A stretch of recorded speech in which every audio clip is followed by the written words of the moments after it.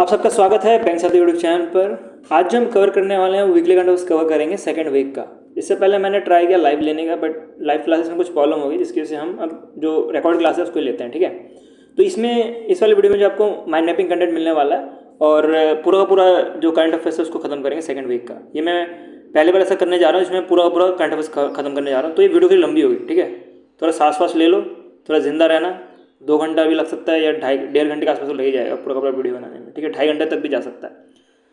तो पहले तो बढ़ते हैं नेशनल्स में। तो नेशनल्स में भी आपको कैटेगरी मिलेगी, सेंट्रल गवर्नमेंट, स्टेट गवर्नमेंट, फिर अदर्स, ऐसे करके कैटेगरी मिलेगी। वैसे ही बैंकिंग में भी आरबीआई न्यूज़, वैसे करके अलग अलग कैटेगरीज में आपको पूरा का पूरा पीडीएफ मिलने वाला है। और इवन जो मैं आपको पढ़ाऊंगा इसी वे में ही पढ़ाने वाला हूँ। तो नेशनल में पहले सेंट्रल गवर्नमेंट की तरफ से पढ़ते हैं। तो सेंट्रल गवर्नमेंट के कुछ अप्रूवल्स हैं, उसको हम पहले कवर करते हुए चलते हैं।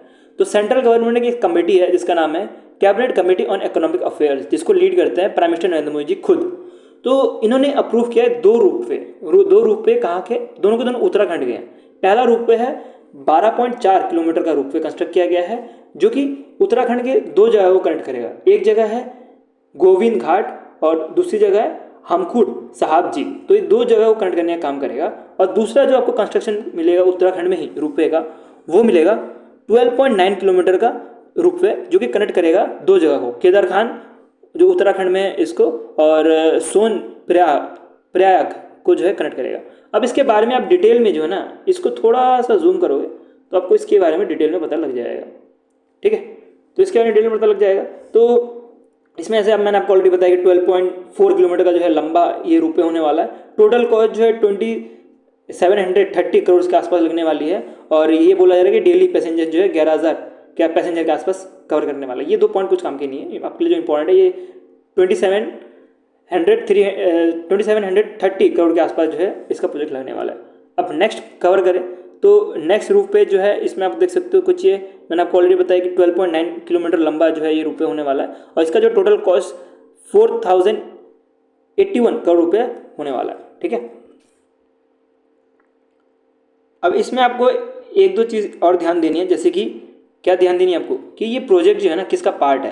तो ये जो है प्रोजेक्ट पार्ट है NRDP पर्वतमाला योजना के अंतर्गत ये पार्ट है, जो कि प्रमोट करता है टूरिज्म इन हिल एरिया। ठीक है, तो ये टूरिज्म प्रमोट कैसे कर पाएंगे हिली एरिया में? जब ये कनेक्ट कर पाएंगे एक सिटी को दूसरे सिटी के साथ, या एक हिली एरिया को उस सिटी के साथ जहाँ पे ऑलरेडी पॉपुलेशन है। ठीक है, तो वैसे कनेक्ट करने के लिए एक ही ऑप्शन है रूपवे। हिली एरिया में कनेक्ट करने के लिए रूपवे एक अच्छा ऑप्शन रहता है, रादर देन हम रोड बना के चले या रेलवे बना के चले, तो एक अच्छा ऑप्शन रहता है रूपवे। तो इसकी वजह से जो है ये रूपवे कंस्ट्रक्ट किया गया है अंडर NRDP पर्वतमाला योजना के अंतर्गत। अब ऐसा नहीं है कि मैं इधर ही आपको छोड़ दूंगा, इसके बाद हम इस स्कीम के बारे में पढ़ेंगे ये क्या स्कीम है। तो नेशनल रूपवे डेवलपमेंट प्रोग्राम पर्वतमाला योजना जो है लॉन्च किया गया था बाय गवर्नमेंट ऑफ इंडिया, जो कि एक तरह का ट्रांसफॉर्मेटिव इनिशिएटिव था, जिसके अंतर्गत बोला गया था कि रूपवे को कनेक्ट किया जाएगा इको फ्रेंडली वे में। ठीक है, रूपवे को कनेक्ट किया जाएगा इको फ्रेंडली वे में, जिसके से टूरिज्म फिर एक्सेसिबल हो पाएगा रिमोट एरियाज में भी। जो लोग जो रिमोट एरिया में रहते हैं वो भी जो है नॉर्मल सिटीज़ का जो है एक्सेस कर सकते हैं आफ्टर दिस इम्प्लीमेंट। अब ये जो है इम्प्लीमेंटेशन होगी, ये होगी पीपी मॉडल के अंतर्गत। पीपी मॉडल मतलब पब्लिक प्राइवेट पार्टनरशिप।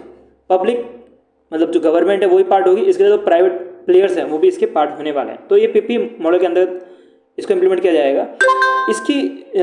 इसको इम्प्लीमेंट किया जाएगा और इसका पूरा का पूरा जिम्मेदारी, 1 मिनट रुक जाओ यार, एक पूरा का पूरा जिम्मेदारी जो है वो दिया जाएगा ministry of road transport and highway की। तो ministry of road transport and highway जो है पूरा का पूरा जिम्मेदारी लेता है कि इसका कंस्ट्रक्शन करने के लिए। ठीक है, फिर एक और चीज़ ध्यान देनी है कि ये जो है पॉलिसी सपोर्ट करता है फरवरी 2021 का जो एलोकेशन ऑफ बिजनेस रूल है 1961 को भी, तो एलोकेशन ऑफ बिजनेस रूल 1961 को भी फॉलो करता है, ये सपोर्ट करता है। ठीक है, अब ये इनिशिएटिव की बात करें तो ये इनिशिएटिव बोला जा रहा है ये जो है रेवलाइज कर देगा ट्रांसपोर्टेशन को इन हिली एरिया में और इम्प्रूव करेगा कनेक्टिविटी। ये सब बकचोदी होती है, इसको आप छोड़ सकते हो। 2 इंपॉर्टेंट पॉइंट आपको मैंने ये ऊपर वाले बता दिए। ठीक, नेक्स्ट चलते हैं। नेक्स्ट कवर करते हैं यूनियन के ही अप्रूवल्स, कि यूनियन ने अप्रूव किया है revision of life stock health and disease control program का। तो life stock health and disease control program का जो है रिवीजन किया गया है, कुछ चीज़ें जो है चेंज किए गए हैं इस प्रोग्राम के। तो ये जो है इम्प्रूव करता है लाइफ स्टॉक का हेल्थ। तो इसके अंतर्गत आपको 3 कंपोनेंट मिलेंगे। एक कंपोनेंट है animal national animal disease control program, और दूसरा आपको मिलेगा life stock health and disease control, और तीसरा मिलेगा पशु असाधांसी। तो ये तीन जो है आपको कंपोनेंट मिलने वाला है life stock health and disease control program के। तो इसके बारे में इंडिविजुअली कवर करें तो ये national animal disease control program है। इसके अंतर्गत जो आउटले रखी गई थी वो 2 बिलियन की रखी गई थी। इसके अंतर्गत बोला है कि ये वैक्सीनेट करेगा 100% कैटल, काव, शिप, ये सबको, ठीक है। इसका गोट, पिग, ये सबको भी जो है कवर करते हुए चलेगा। इसके बारे में बात करें तो इसको 11 सितंबर 2019 में लॉन्च किया गया था by prime minister Narendra Modi ji. इसको मथुरा से लॉन्च किया गया था, जिसमें इनिशियली जो आउटले रखा गया था वो 12,652 करोड़ रुपीज़ रखा गया था, ठीक है। 12,652। अब आपको हंसी आ रही होगी कि सर 52 की बोल रहे हैं, क्योंकि मुझे हिंदी में प्रोनाउंसिएशन नहीं आती कि नंबर्स को जो है मैं नहीं बोल पाता, ठीक है। 40 के ऊपर नहीं बोल पाता, तो इसको मैनेज कर लेना, ठीक है। नेक्स्ट चलते हैं। नेक्स्ट आ रहा है, इसके अंदर का जो दूसरा कंपोनेंट है वो है life stock health and disease control, और ये एक तरह से नेशनल प्रोग्राम है जो कि इलिमिनेट करता है फूड एंड माउथ डिजीज को, ठीक है। तो आप देख सकते हो ये कैटल जो है इसका फूड में जो है, जो पैर में है, इसको चोट लगा है। इवन माउथ में जो डिजीज होता है वो सारे डिजीज को जो कवर करता है ये life stock health and disease control जो है करता है। नेक्स्ट जो है वो आपको मिलेगा पशु अश्वंदी, जो कि एक तरह का न्यूली एडेड कंपोनेंट है जो कि अफोर्डेबल मेडिसिन देने का काम करता है।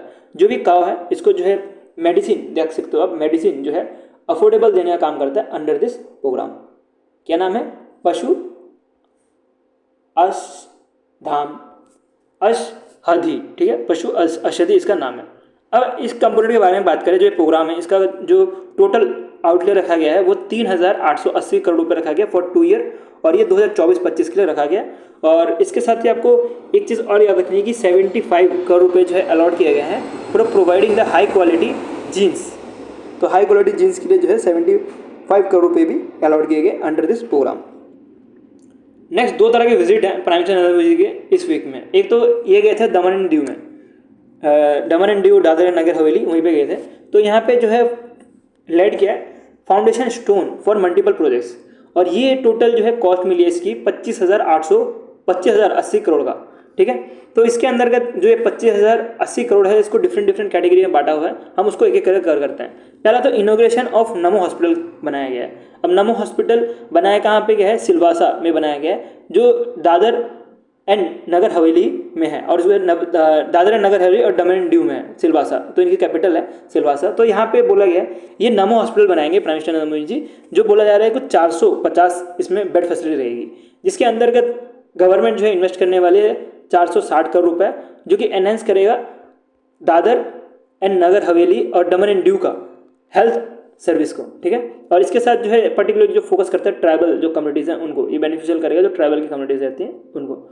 इसके अंतर्गत मल्टीपल डेवलपमेंट प्रोजेक्ट्स जो है चलाए जाते हैं, जैसे कि विलेज चलाए जाएंगे, जो कि विलेज रोड को अच्छा करेगा, एजुकेशन को अच्छा करेगा, हेल्थ एंड वेलनेस को अच्छा करेगा, तो आंगनबाड़ी सेंटर ये सब को अच्छा करेगा। तो जो 460 करोड़ है, अगर इससे आप माइनस करोगे 2580 करोड़ को, तो बाकी जो है इन्वेस्टमेंट आपको यही पे मिलने वाला है, ठीक है। तो बाकी रिमेनिंग इन्वेस्टमेंट इधर आपको मिलने वाला है। ये थोड़ा मिसमैच हो गया, क्योंकि मल्टीपल डेवलपमेंट प्रोजेक्ट के अंतर्गत नमो हॉस्पिटल भी आता है, लेकिन मैंने इसको अलग से कर दिया बिकॉज ये एग्जाम के लिए इंपॉर्टेंट है, ठीक है। तो इसको अलग से हम कवर कर लेते हैं। नेक्स्ट जो है रोजगार मेला भी लॉन्च किया है, जिसके अंतर्गत बोला जाता है कि रोजगार दिया जाएगा यूथ को। तो प्राइम मिनिस्टर नरेंद्र मोदी ने अपॉइंटमेंट लेटर डिस्ट्रीब्यूट किया गया है अंडर की स्कीम्स, जैसे कि प्रधानमंत्री आवास योजना के अंतर्गत, जिसके अंतर्गत घर दिया जाता है। तो ये एक तरह से क्रेडिट लिंक सब्सिडी स्कीम है, जिसके अंतर्गत अफोर्डेबल हाउसिंग फैसिलिटेट किया जाता है फॉर लो एंड मीडियम जो इनकम रेजिडेंशियल है उनके लिए। नेक्स्ट जो है वो है गिर आदर्श आजीविका योजना। तो ये जो है बूस्ट करता है वुमेन का जो इकोनॉमिक एम्पावरमेंट है उसको, और वो किया जाता है बाय स्मॉल डेयरी फार्म के थ्रू। तो जो भी वुमेन्स हैं अगर उनको स्मॉल डेयरी फार्म खोलना है तो अंडर दिस योजना वो खोल सकता है, और इसके अंतर्गत भी कुछ अपॉइंटमेंट्स दिए गए हैं रोजगार मेला में। नेक्स्ट जो है वो अपॉइंटमेंट दिया गया है दीदी स्कीम के अंतर्गत, जो कि जो भी वुमेन जो एम्पावरमेंट होना चाहती है एज अ स्ट्रीट वेंडर के अंतर्गत, तो वो हो सकती है दीदी स्कीम के अंतर्गत, जिसके अंतर्गत इनको कैसे जो है डिज़ाइन करना चाहिए कार्ड, ये सब जो है चीज़ें सिखाई जाएगी। नेक्स्ट मैं बता रहा था कि प्राइम मिनिस्टर नरेंद्र मोदी 2 चीज़ों की विजिट में थे, 2 जगह पे विजिट में थे, एक तो दमन एंड दीव और उसके सामने ही गुजरात, ठीक है।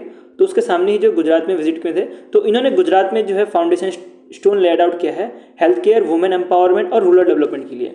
तो पहले तो इन्होंने एक इवेंट था जो कि एक तरह से कैंपेन था, सूरत फूड सिक्योरिटी सेचुरेशन कैंपेन, वहाँ पे गए थे और यहाँ पे जो है इन्होंने नेशनल फूड सिक्योरिटी एक्ट के अंतर्गत कुछ 2.3 लाख इंडिविजुअल्स को जो है फूड सिक्योरिटी के बारे में समझाया गया, ठीक है। तो इसमें जो है बताया गया है कि जो नेशनल फूड सिक्योरिटी एक्ट है उसके अंतर्गत कुछ 2.3 लाख इंडिविजुअल्स को जो है हेल्प हुई है, ठीक है, जिसके से इनको जो भी खाना मिला है वो न्यूट्रिशन खाना मिला है।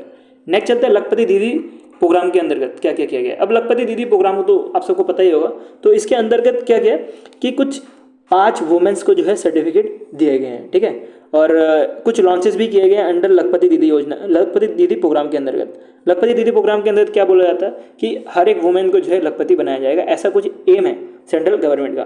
तो इसके अंतर्गत 2 जो है लॉन्चेस मिलेंगे आपको, ई सरल और ई मैत्री। तो ई सरल अगर स्कीम देखें तो आपको एक Gujarat scheme for Antyodaya families for augmenting livelihood, ये आपको मिलेगा, जो कि एक तरह से फाइनेंशियल एड और ट्रेनिंग देने का काम करेगा सेल्फ हेल्प ग्रुप को, और सेल्फ हेल्प ग्रुप जो भी वुमेन्स के हैं उनको, ठीक है। वो सेल्फ हेल्प ग्रुप ऐसा नहीं होता सिर्फ वुमेन्स के होते हैं, मेंस के भी होते हैं, लेकिन ये जो है वुमेन्स को जो है टारगेट करते हुए जो है ये ट्रेनिंग और फाइनेंशियल एड देने का काम करेगा, और ये 2 डिस्ट्रिक्ट और अक्रॉस 13 ब्लॉक्स में दिया जाएगा, ठीक है। नेक्स्ट जो है वो है गुजरात का ही जो मित्रा स्कीम है इसके अंतर्गत। तो ये मित्रा स्कीम की अगर हम फुल फॉर्म देखें तो आपको मिलेगा Gujarat mentorship and escalation of individual for transforming rural income. तो ये जो है जो भी रूरल स्टार्टअप्स हैं उनको हेल्प करेगा एज अ फाइनेंशियल सपोर्ट देके, ठीक है। तो रूरल स्टार्टअप्स जो भी हैं उनको फाइनेंशियल सपोर्ट देके जो है हेल्प करेगा। अब मैंने लखपति दीदी के बारे में आपको बता ही दिया, तब भी थोड़ा बहुत और पढ़ लेते लखपति दीदी के बारे में। तो लखपति दीदी जो है इनिशिएटिव फोकस करता है एम्पावरिंग करना वुमेन को जो कि सेल्फ हेल्प ग्रुप से आते हैं, कि उनको जो है फाइनेंशियली हेल्प करने का, कि उनका जो है हाउस होल्ड इनकम 1 लाख से ऊपर का हो पाए, ठीक है। तो इसके अंतर्गत बोला जाता है ये प्रोग्राम प्रमोट करता है individuality, financial individuality and enhance their economic wellbeing को भी अच्छा करेगा। बिकॉज क्या होता है कि जो भी वुमेन जो रूरल एरिया में रहती है तो उनके पास फाइनेंशियल इंडिपेंडेंस नहीं होता, तो वो पूरा ऊपर डिपेंड होता है जो भी उनके हस्बैंड होते हैं उनके ऊपर, ठीक है।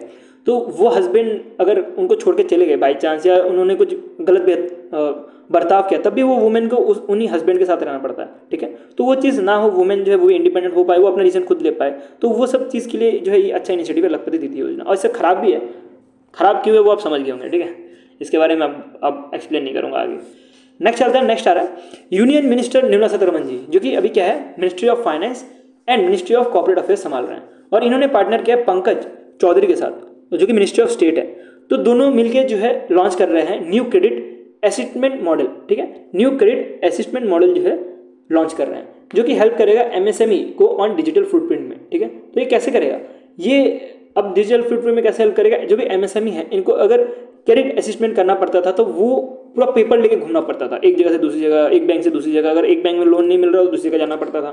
तो इससे बहुत बड़ा इशू हो रहा था, क्योंकि बहुत प्रॉब्लम होता है। आपके पास जो भी क्रेडिट के पेपर है, जैसे आरटीआई का पेपर हो या आपका पैन कार्ड हो, बैंक स्टेटमेंट हो, ये सब लेके फिजिकली फॉर्म में घूमना बहुत मुश्किल होता है। तो उसी के लिए जो है गवर्नमेंट ने एक न्यू क्रेडिट असिस्टमेंट मॉडल निकाला है, जिसके अंतर्गत जो भी एमएसएमई है उनको उनका जो भी डेटा है वो जो है डिजिटल फॉर्म में रखा जाएगा, और उनका जो भी क्रेडिट असिस्टमेंट है वो भी डिजिटल फॉर्म में ही होगा, जिसकी वजह से जो भी एग्जिस्टिंग और जो न्यू बोरोवर है एमएसएमई के तौर पे उनको अगर लोन चाहिए होगा तो उनका लोन जो है ऑटोमेटिकली अप्रेजल हो जाएगा, ठीक है।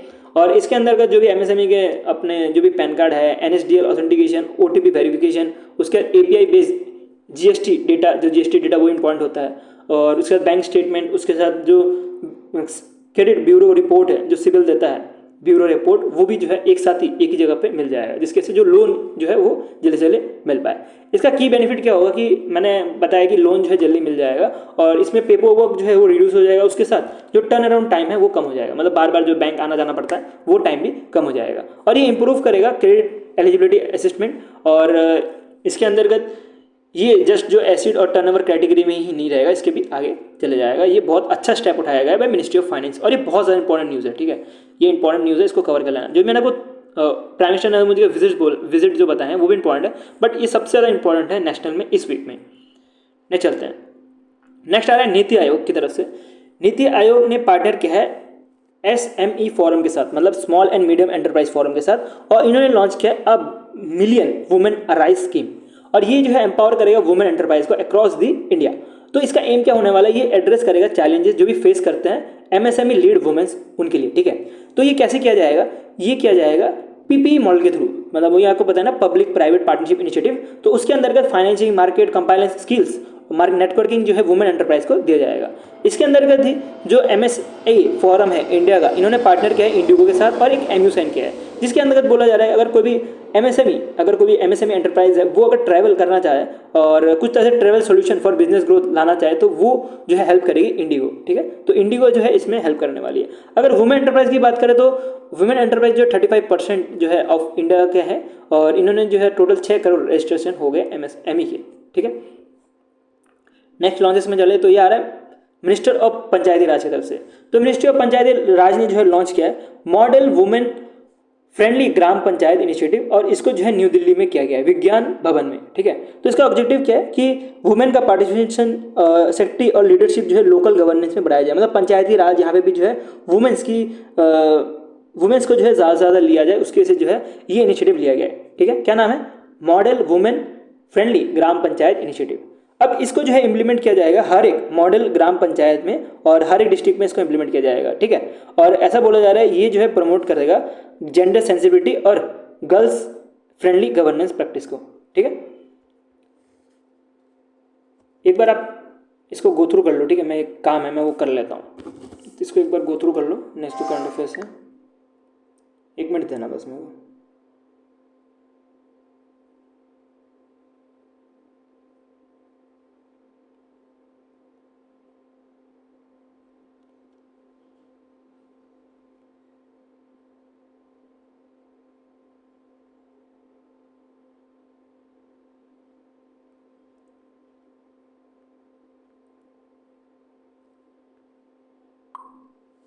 बस हो गया, चलो बढ़ते हैं नेक्स्ट।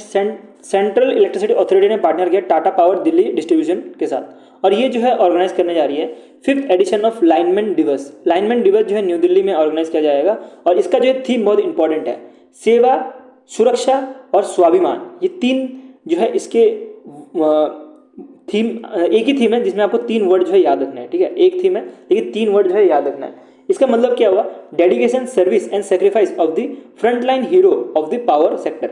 अब पावर सेक्टर के बारे में पता होगा कि आपके घर में जो भी पावर आ रहा है उसके लिए कितने जो है इंजीनियर्स, कितने जो है वर्कर्स लगे हुए हैं, लाइनमैन वर्कर्स लगे हुए हैं। तो इन्हीं के लिए जो है ये लाइनमैन दिवस बनता है, और इसको जो है 4 मार्च को जो है अक्रॉस द इंडिया बनाया जाता है, ठीक है। 4 मार्च को जो है अक्रॉस द इंडिया बनाया जाता है। तो उसके अंदर ही आपको जो है थीम याद रखना है, सेवा, सुरक्षा और स्वाभिमान। ये बहुत इंपॉर्टेंट है theme exam point of view से। और लाइनमैन दिवस की बात करें तो इसको पहली बार ऑर्गेनाइज किया गया था CEA, मतलब सेंट्रल इलेक्ट्रिसिटी अथॉरिटी के द्वारा collaboration with Tata power Delhi के साथ। तो ये हर बार ही जो है होते रहता है। इस बार जैसे 5th एडिशन था, और 2021 में जो है 1st एडिशन जो है पहली बार हुआ था, जो कि फ्रंटलाइन जो हीरो है पावर सेक्टर में काम करता है उनके लिए जो है बनाया जाता है। नेक्स्ट चलते हैं, नेक्स्ट करंट अफेयर्स में बढ़े तो नेक्स्ट करंट अफेयर्स है फिशरी स्टार्टअप कॉन्फ्लिक्ट 2.0, और इसको जो है तेलंगाना में लॉन्च किया गया था बाय डिपार्टमेंट ऑफ फिशरी के अंतर्गत, जो कि आता है मिनिस्ट्री ऑफ फिशरी के अंतर्गत, ministry of fishery and animal husbandry के अंतर्गत आता है, एनिमल हस्बेंड्री डेयरी के अंतर्गत आता है। तो इसके अंतर्गत बोला गया कि ये प्रमोट करेगा एंटरप्रेन्योरशिप, उसके साथ टेक्नोलॉजी, सस्टेनेबिलिटी इन फिशरी सेक्टर। ये इतने इंपॉर्टेंट होते भी नहीं है, इंपॉर्टेंट है 2 लॉन्चेस। एक चैलेंज बनाया है जिसका नाम है फिशरी स्टार्टअप ग्रैंड चैलेंज। इसके अंतर्गत बोला जा रहा है कुछ 10 विनिंग स्टार्टअप्स को जो है 1 करोड़ रुपए जो है फंडिंग की जाएगी। उसके साथ ही ICAR जो कोची बेस्ड है, और NFDB मतलब आपको इधर फुल फॉर्म मिल जाएगा, नेशनल फिशरी डेवलपमेंट बोर्ड, और Indian council of agriculture research central institute of fishery technology. ये दोनों जो है हेल्प भी करेंगे उन स्टार्टअप्स को जो ये चैलेंजेस जीतेंगे, ठीक है।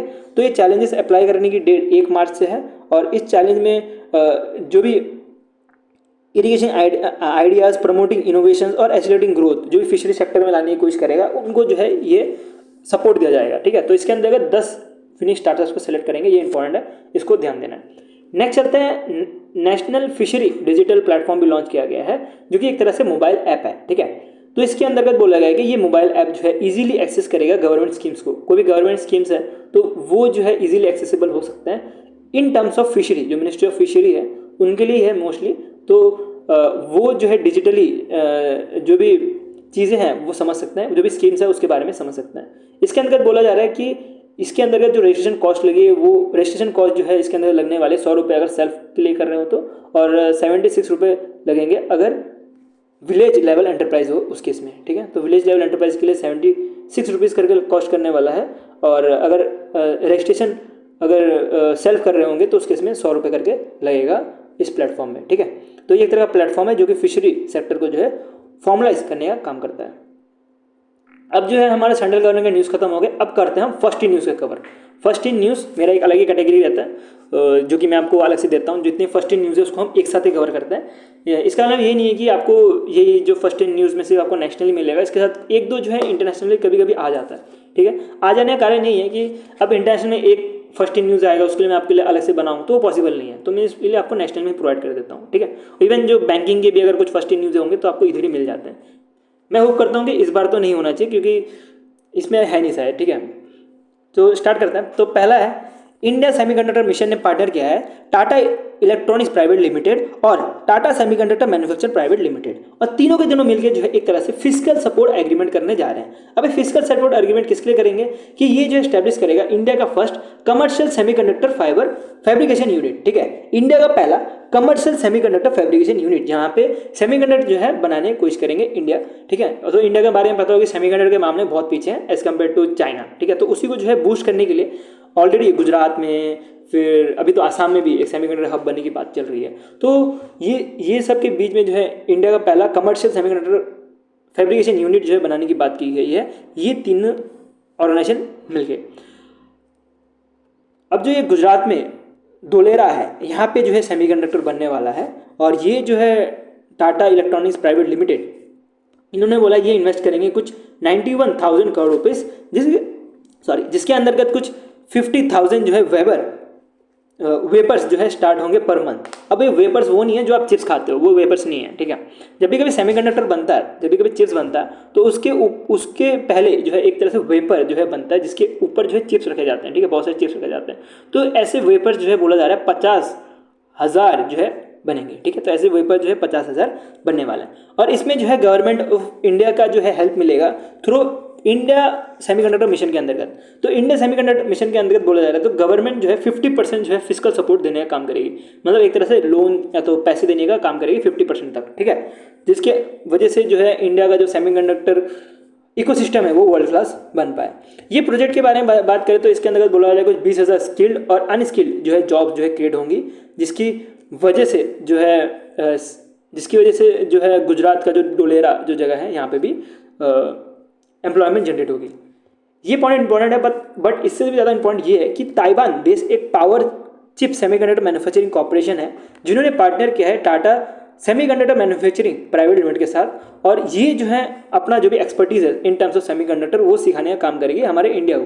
जैसे मैंने आपको बताया कि इंडिया का सेमीकंडक्टर उतना डेवलप नहीं जितना चाइना का है या ताइवान का है, तो हमें कहीं ना कहीं से सीखना पड़ेगा। आप भी अभी पढ़ाई कर रहे हो, आप मुझसे सीख रहे हो, आप ऐसे नहीं कि आप सीधे जीए करने के लिए चले जाओगे, आप मैथ्स भी सीख रहे हो तो आप कोई ना कोई सर्विस से सीख रहे हो ना। तो वैसे इंडिया को भी जो है सेमीकंडक्टर सेक्टर में चीज़ें सीखने के लिए कहीं ना कहीं सीखना पड़ेगा। तो ये लोग सीख रहे हैं power chip semiconductor manufacturing corporation से। अब बात करते हैं इंडिया सेमीकंडक्टर मिशन के ऊपर। तो इसको जो है 2021 में लॉन्च किया गया था, जिसके अंतर्गत फाइनेंशियल लेआउट रखी गई थी 76,000 करोड़ रुपीज़, और ये दी जा रही थी under the ministry of electronics and information technology के द्वारा, जो कि सेमीकंडक्टर कंपनी जो है उनको सपोर्ट करने का काम करेगा इन टर्म्स ऑफ मैन्युफैक्चरिंग और डिज़ाइन इकोसिस्टम में। ठीक है, और अगर इंडियन सेमीकंडक्टर मिशन की बात करें तो ये जो है एज ए नोडल एजेंसी की तरह काम करेगा for implementing policies under the Semicon India के प्रोग्राम के अंतर्गत। ठीक है, नेक्स्ट न्यूज़ में चलते हैं। ये सुपर इंपॉर्टेंट न्यूज़ में आता है, जो आपको मैंने ऊपर बताया था ना, क्रेडिट जो असेसमेंट रिपोर्ट निकाला गया था एमएसएमई के, उससे उसी तरह से जो है ये भी इंपॉर्टेंट है। क्यों इंपॉर्टेंट है? बिकॉज डॉक्टर जयाश्री जी जो है वो पहली इंडियन वुमन बन चुकी है जो कि राम सरोवर वुमेन चैलेंज मेकर इन दी वो वर्ल्ड वुमेन अवार्ड जो है जीता है। ठीक है, और ये जीता है कि इनका जो वेटलैंड प्रोटेक्शन था उसके एफर्ट के लिए। स्पेशली जो चेन्नई में एक पाली करनाई माय मैश जो है यहाँ पे जो है इन्होंने बहुत अच्छा काम किया था, जिसके से इनको ये अवार्ड दिया गया in the wise use of wetland category. अब कौन कौन सी कैटेगरी है आप नीचे देख सकते हो। एक कैटेगरी है विश यूज ऑफ वेटलैंड, एक है वेटलैंड इनोवेशन और एक है रामसरोवर वेटलैंड कन्वेक्शन, तो ये कंजर्वेशन। तो ये 3 तरह की कैटेगरी है। उसमें से आपको एक कैटेगरी जो है इंपॉर्टेंट है एग्जाम के लिए, वो है जयश्री जी जो कि को फाउंडर भी है केयर अर्थ ट्रस्ट के, तो इनको जो है ये अवार्ड दिया गया है। ठीक है, तो बहुत इंपॉर्टेंट है, ये अवार्ड इनको दिया गया है। नेक्स्ट चलते हैं, नेक्स्ट पढ़ते हैं first in news. Next first in news है फॉक्सकॉन। फॉक्सकॉन के बारे में बात करें तो ये आईफोन बनाने वाली कंपनी है। ठीक है, तो ये आईफोन जो है असेंबल करती है पूरी की पूरी। तो ये जो है वर्ल्ड की लार्जेस्ट कॉन्ट्रैक्ट इलेक्ट्रॉनिक मैन्युफैक्चरर है जिन्होंने लॉन्च किया फॉक्स ब्रेन। फॉक्स ब्रेन जो है ताइवान फर्स्ट LLM मॉडल है, मतलब लार्ज लैंग्वेज मॉडल है जो कि AI बेस्ड में जो है काम करती है। ठीक है, तो ये जो है डिज़ाइन किया जा रहा है कि अपना ऑप्टिमाइज कर पाए जो मैन्युफैक्चरिंग प्रोसेस है उसको, उसके साथ जो है चेन, जो सप्लाई चेन मैनेजमेंट है उसको भी अच्छा कर पाए।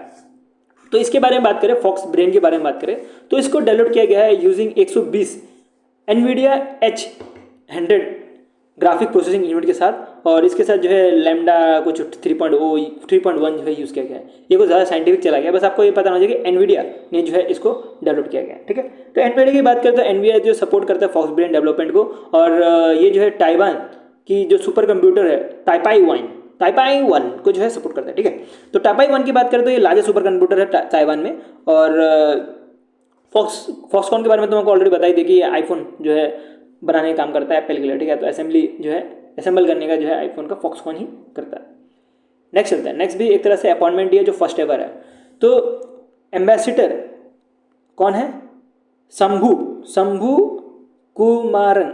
कुमारन जो है रिप्रेजेंट कर रहे हैं इंडिया को, और ये जो है चेयर कर रहे हैं 68 UN commission on narcotics drugs को, और ये वेना में हो रहा था, जिसके से ये जो है फर्स्ट एवर पर्सन बन चुके हैं जिन्होंने ये रोल संभाल रहे हैं। ठीक है, किसका role? UN commission on narcotics drugs का जो है ये रोल संभाल रहे हैं। अब UN का मैंने इधर फुल फॉर्म नहीं देकर रखा है, तो इसका मतलब ये आप डर मत जाना। ठीक है, मैं हर एक चीज़ का फुल फॉर्म नहीं दे पाऊंगा, ऐसा पॉसिबल नहीं। ये थोड़ा बहुत तो आपको न्यूज़ पढ़ के आना पड़ेगा। ठीक है, और ये सब चीज़ें आपको पता होनी चाहिए। UN का मतलब क्या होता है? United nation. ठीक है, तो मैं जो इंपॉर्टेंट रहता है उसका जो फुल फॉर्म देता हूँ, और थोड़े बहुत फुल फॉर्म तो आपको पता होना चाहिए। ठीक है, जो नए जो स्टूडेंट्स हैं उनके लिए थोड़ा मुश्किल हो सकता है UN क्या है, तो मैंने आपको बता दिया कि यूनाइटेड नेशंस का फुल फॉर्म है। और अब धीरे धीरे जो भी नेक्स्ट स्टूडेंट्स है वो पढ़ते पढ़ते इनको आदत हो जाएगी, ये UN फिर RBI से भी ये सब के बारे में पता लग जाएगा, नाबार्ड, ये सब का हर बार फुल फॉर्म देना पॉसिबल नहीं है, तो उसको आप छोड़ते हुए चलो, और वो थोड़ा एक्सेप्शनल है ऐसा मान के चलो। तो इसमें नोटेबल पार्टिसिपेंट कौन कौन थे? एक तो वाइस प्रेसिडेंट ऑफ बोलेविया थे, उसके साथ बहुत सारे ऑफिसर्स भी फिलीपींस से आए थे, तुर्कमेनिस्तान से आए थे, फिर कोलंबिया से आए थे। तो ये सारे के सारे जो है इंपॉर्टेंट पार्टिसिपेंट भी थे इसमें। ठीक है, थकान हो जाती है यार वीडियो जब बड़ी बनती है, तो मैं बहुत टाइम के बाद इतनी बड़ी वीडियो बना रहा हूँ और बिना कुछ ब्रेक लिए। चलो मज़ा आ रहा है तब भी। स्टार्ट करते हैं। नेक्स्ट वो आ रहा है Indian navy first training squadron जो है बनाया गया है, जिसमें बोला जा रहा है 3 तरह से जो है INS रहने वाली है, मतलब नेवी के जो शिप्स हैं वो रहेंगी। एक तो इंडियन नेवल शिप्स जो कि सुजाता है, मिक्सचर नहीं। ठीक है, ये शिप की बात चल रही है, सुजाता INS सुजाता की बात चल रही है। दूसरा जो है INS शार्दुल, और तीसरा है इंडियन कोस्ट गार्ड का वीरा। तो ये 3 को जो है कंप्रोमाइज करके एक स्क्वाड्रन बनाया गया है जिसका नाम है इंडियन नेवी ट्रेनिंग स्क्वाड्रन। ठीक है, तो इंडियन नेवी ट्रेनिंग स्क्वाड्रन बनाया गया है जो कि थाईलैंड में बेस्ड है। तो थाईलैंड में इसको बनाया जा रहा है, जिसको लीड करने वाले हैं कैप्टन किशोर अंकुल किशोर जो है इसको लीड करने वाला है, जो कि सीनियर ऑफिसर है ये ट्रेनिंग कमांड की। तो फर्स्ट एवर ट्रेनिंग कमांड के सीनियर ऑफिसर रहने वाले। एग्जाम के लिए बहुत इंपॉर्टेंट है, इसको ध्यान देना है। नेक्स्ट बढ़े फर्स्ट इन न्यूज़ में, तो ये आ रहा है अल्फा टोकोल इंजीनियरिंग सर्विस जो कि बेंगलुरु बेस्ड है। तो इन्होंने जो है डिलीवर किया है first ever rare fuses for the MK-A1 के लिए। ठीक है, तो MK-A1 के लिए इसको किया गया है, और इसको जो है हॉल को सौंपा गया है, हिंदुस्तान एरोनॉटिकल लिमिटेड को सौंपा गया है। अब आपके मन में क्वेश्चन चल रहा होगा ये रेयर फ्यूजेस होता क्या है? रेयर फ्यूजेस के बारे में पढ़े तो इसको थोड़ा सा जूम करें तो आपको समझ आएगा। ये जहाँ से बूस्टर छोड़ता है ना, जो भी एरोप्लेन जो बूस्टर छोड़ता है, तो इस जगह को बोला जाता है रेयर फ्यूज। तो ये वाला पार्ट जो है ना, ये वाला पार्ट जो है प्रोवाइड करने जा रही है हिंदुस्तान एरोनॉटिकल लिमिटेड को। और ये कौन प्रोवाइड करेगी? अल्फा टोकोल इंजीनियरिंग लिमिटेड सर्विस जो है इसको प्रोवाइड करेगी। क्या अजीब सा नाम रखते हैं यार कंपनी का। तो ये जो है सप्लाई, तो इसके जो है सप्लायर आपको मिलेंगे L&T, फिर उसके बाद बात करें टाटा एडवांस सर्विस लिमिटेड, उसके साथ VEM टेक्नोलॉजी लिमिटेड। तो ये सारे जो है सप्लायर हैं। इसके साथ जो है अल्फ़ा टॉलकॉन भी जो है सप्लायर है एक, ठीक है। तो हॉल ने जो है ऑलरेडी 12 जो ये LAC MK-A1 जो है मंगवाया है, और ये जो है तेजस के लिए स्पेशली मंगाया गया है, ठीक है। तो ये ऑलरेडी सॉरी तेजस के लिए नहीं है, ऑलरेडी ये मैन्युफैक्चर कर चुके 12, और बाकी भी जो है ये L&T, ये टाटा और अल्फ़ा टोकल, ये सबसे जो है एक्स्ट्रा मंगाती रहती है जब भी इनको ज़रूरत पड़ती है। तो ये वाला न्यूज़ रिपीट हो गया, तो इसके ऊपर ज़्यादा ध्यान मत दो, इसको छोड़ देते हैं, ठीक है। नेक्स्ट आता है, नेक्स्ट आ रहा है स्टेट गवर्नमेंट की तरफ से कि स्टेट गवर्नमेंट में एक सेमी कनेक्ट कॉन्फ्रेंस हो रहा था 2025 का, जो कि गांधीनगर में हेल्ड था, ठीक है। तो इसको जो है इनोग्रेट किया गया है बाय भूपेंद्र पटेल जी के द्वारा, जो कि CM है गुजरात के, ठीक है। तो इनकी इस जो इवेंट है, ये तो कॉन्फ्रेंस है, इसका जो थीम है ना, वो आपको दिमाग में रट्टा हो जाना जी। इसको आप लिख के याद करो, कैसे भी याद करो, याद कर लो, बिकॉज ये इंपॉर्टेंट है। जितने भी थीम है ना, उसको एक काम करो, एक पेपर लो, पेपर लेके जितने भी थीम है ना, उसको एक एक करके लिखते जाओ। इतनी तो मेहनत करनी पड़ेगी। मैं कोशिश करता हूँ कि अगर ऐसा कर पाऊँगी, जितने भी थीम है वो दे पाऊँ तो दे दूंगा, बट मेरे लिए पॉसिबल नहीं है कि इतना कुछ कवर करना, क्योंकि मेरी टीम अभी छोटी है, और क्योंकि मैं अभी इतना बड़ा हुआ नहीं हूँ, ना ही यूट्यूब में ना ही टेलीग्राम में। जब हम बड़े होते जाएंगे तब आपको मैं डेफिनेटली ये जो थीम है, या कहाँ पे जो है हेल्ड हो रहा है, या कौन जो है इनोग्रेट कर रहा है, इसका सब का मैं आपको अलग अलग PDF दूंगा। मेरा पूरा प्लान है, आप मेरा साथ दो, मेरे को ग्रो करने में हेल्प करो। मैं आपको ऐसा कंटेंट प्रोवाइड करूंगा ना कि आपको GA में कभी ऐसा लगेगा ही नहीं कि भाई GA हार्ड है। GA को इतना ईजी कर दूंगा ना कि सोच भी नहीं सकते यार। मेरा पूरा प्लान बना हुआ है, आप बस सपोर्ट करते जाओ डेफिनेटली यार, प्यार बरसाते जाओ, और मैं भी आपको प्यार देते जाऊँगा, ठीक है। तो इस कॉन्फ्रेंस की बात करें तो इस कॉन्फ्रेंस के अंदर तीन की प्राइमरी और पैरेलल इवेंट में जो है चीज़ें चल रही थी। पहला है local building local to governance change, उसके साथ 19 Indian electronics and semiconductor association summit भी हुआ था, और इसके साथ जो है second Indian semiconductor and packaging ecosystem conference भी हो रहा था इस कॉन्फ्रेंस में, ठीक है। तो इसमें जो है कुछ 30 एग्रीमेंट साइन किए गए हैं, जिसमें 1.04 लाख करोड़ का जो है इन्वेस्टमेंट किया गया है for semiconductor and electronics manufacturing में।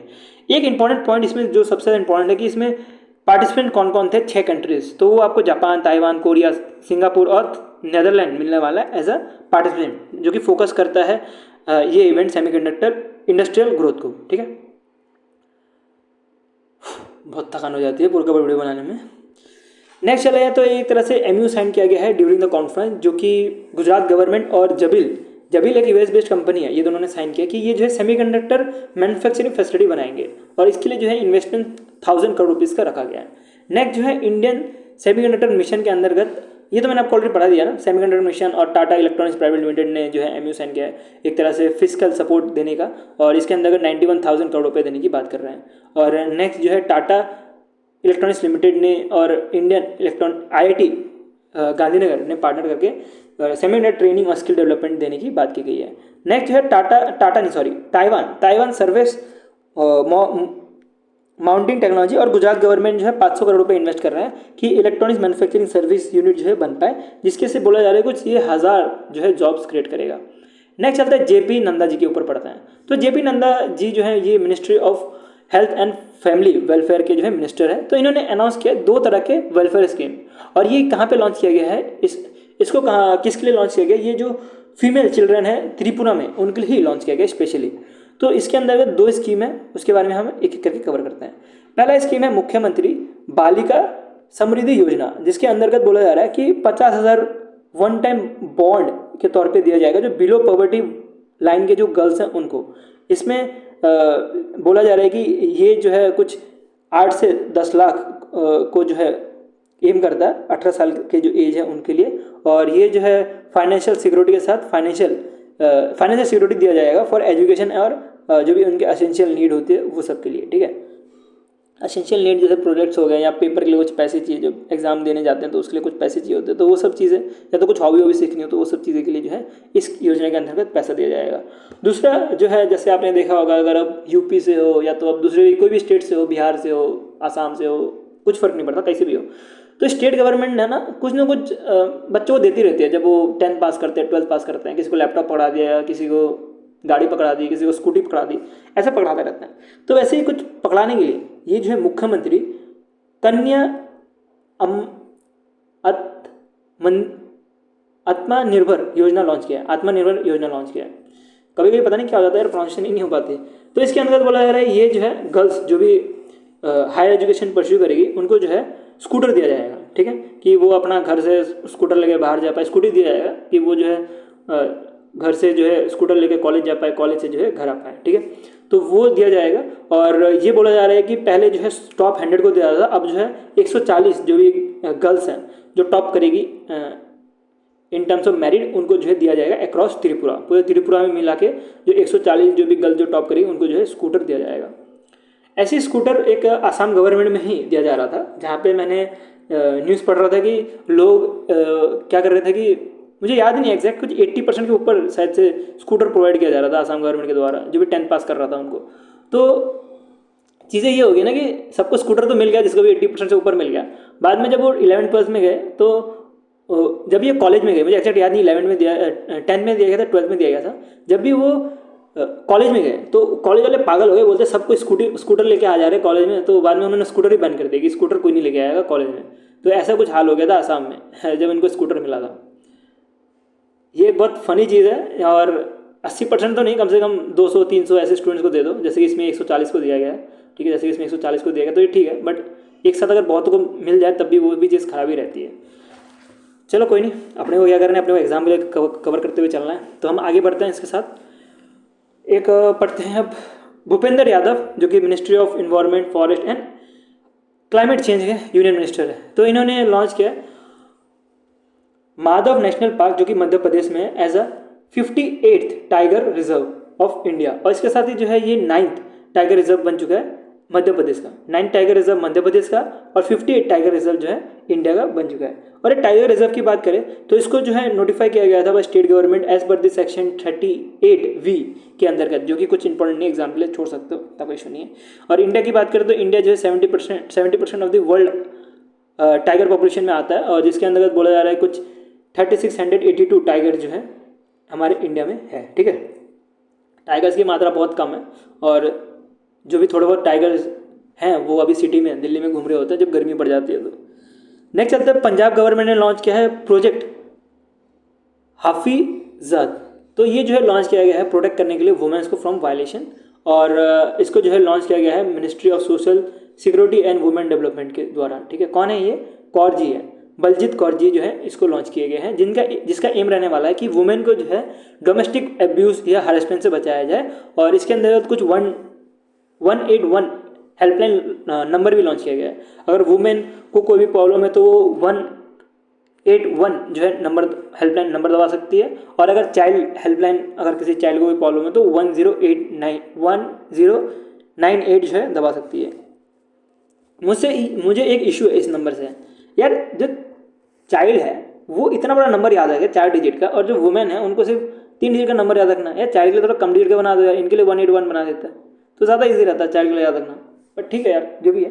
तो ये जो है लॉन्च किया गया है मिशन शक्ति एंड मिशन वात्सल्य के अंतर्गत जो है इसको लॉन्च किया गया है, ठीक है।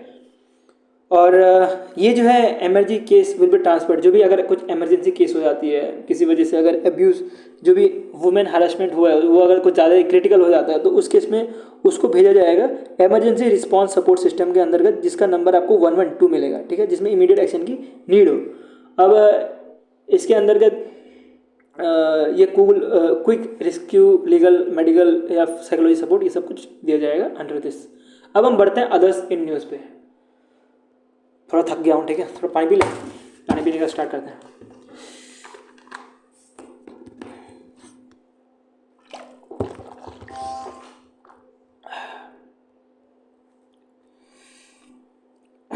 ज़्यादा बड़ा वीडियो बनाने में पूरा थकान हो जाती है ना। कोई नहीं, स्टार्ट करेंगे हम बिना ज़्यादा टाइम वेस्ट किए। आपका भी टाइम वेस्ट नहीं होना चाहिए, टाइम की वैल्यू बहुत ज़्यादा है, टाइम इज़ मनी। तो स्टार्ट करते हैं। एरो क्लब ऑफ इंडिया, जो कि न्यू दिल्ली में है, इन्होंने पार्टनर किया शक्ति एरो एयरक्राफ्ट इंडस्ट्री के साथ, जो कि तमिलनाडु बेस्ड है। अब ये शक्ति एयरक्राफ्ट इंडस्ट्री जो है ये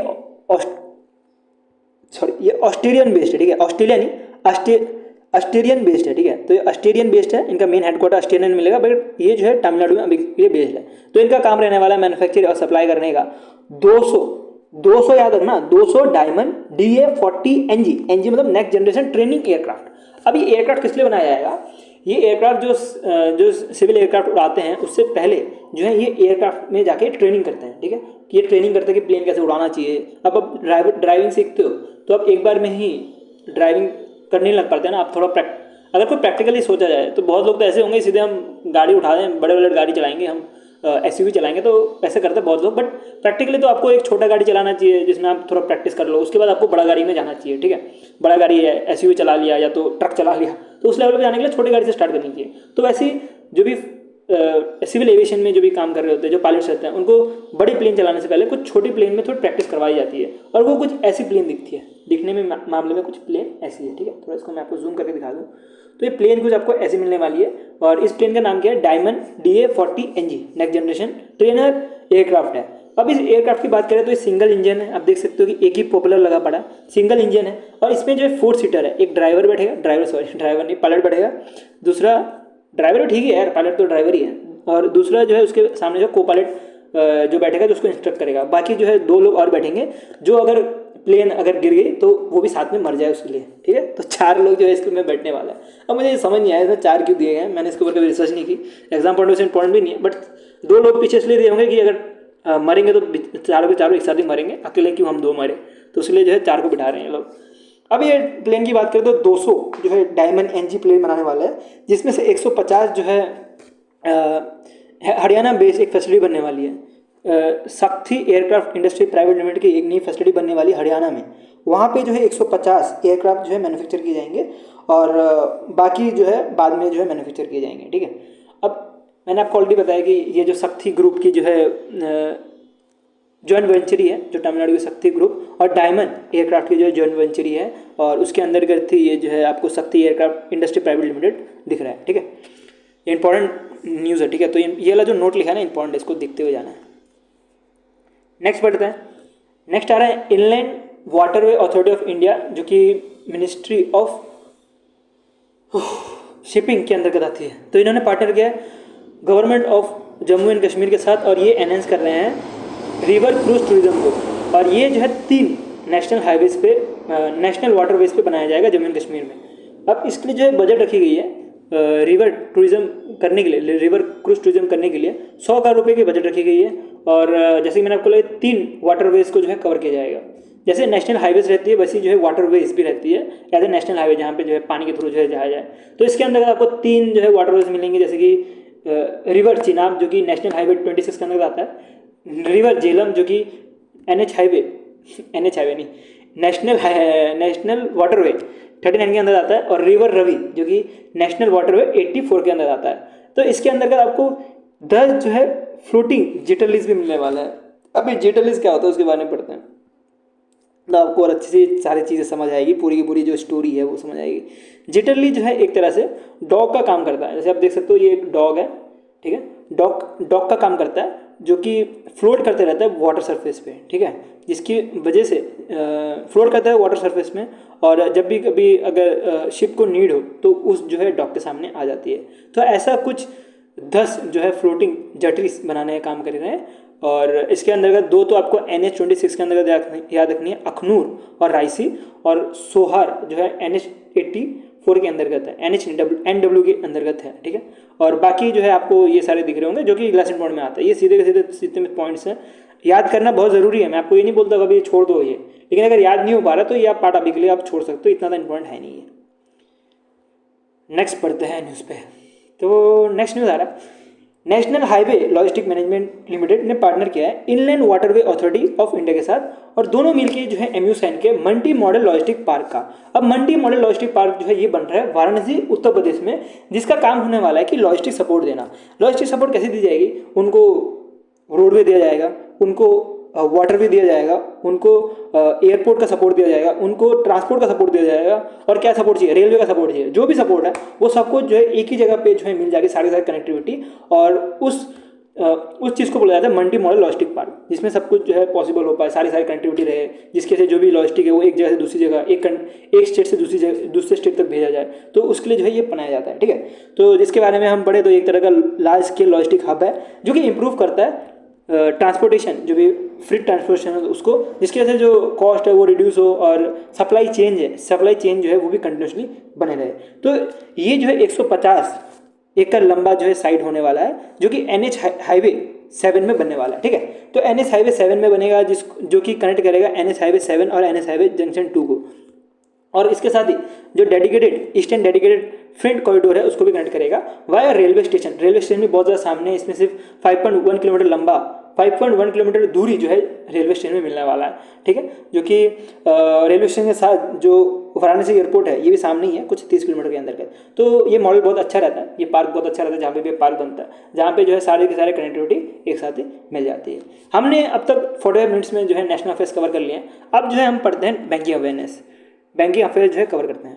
तो पहला जो है वो RBI न्यूज़ है, और RBI न्यूज़ बहुत कम है इस बार, इवन सेबी न्यूज़ भी बहुत कम है। ठीक है, तो इसको हम कवर करते हुए चलते हैं। तो पहला आ रहा है कुहू फाइनेंस प्राइवेट लिमिटेड, जो कि एक तरह से student loan focus fintech platform है, जिनको रिसीव हुआ है NBFC का लाइसेंस, और ये लिया गया है RBI की तरफ से।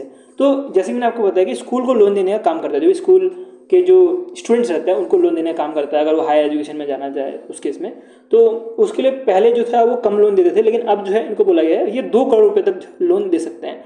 और ये लाइसेंस मिलने के बाद जो कुहू है ये ज्वाइन कर गई है FI, ग्रो, जुपिटर और क्रेड के साथ, क्योंकि ये ऑलरेडी जो है ये स्टूडेंट्स को लाइसेंस दे रही थी, ये जो है लोन दे रही थी थ्रू NBFC बनने के बाद, और अब जो है कुहू भी इनके साथ ज्वाइन हो चुकी है। नेक्स्ट चलते हैं RBI की पेनल्टी के ऊपर। तो ये मैंने ऑलरेडी लिखा हुआ लेस इंपॉर्टेंट, बिकॉज जो पेनल्टी है RBI की वो तब पूछी जाती है जब कभी कोई बड़े बैंक के ऊपर लग जाए, कमर्शियल बैंक जैसे SBI के ऊपर लग गया, कैनरा बैंक के ऊपर लग गया, ICICI बैंक के ऊपर लग गया, तब जाके पूछा जाता है। ऐसे चुट्टू मुट्टू ना कभी नहीं पूछा जाता। चुट्टू मुट्टू क्यों? क्योंकि देखो यार क्या नाम क्या है, फेयर एसिड टेक्नोलॉजी लिमिटेड, आपने कभी इसका नाम भी सुना है? तो इसके ऊपर जो है 40 लाख की पेनल्टी लगाई है। दूसरा है ब्रिज फिनटेक सॉल्यूशन, जिसके ऊपर 10 लाख की पेनल्टी लगाई है। तीसरा है कुछ अजीब सा ही नाम है, रंग दे बसंती, जिसके ऊपर 10 लाख की पेनल्टी लगाई है। और चौथा है विजनरी, पता नहीं यार क्या नाम है यार, फिना कीपर, जिसके ऊपर 16.6 लाख की पेनल्टी लगाई है।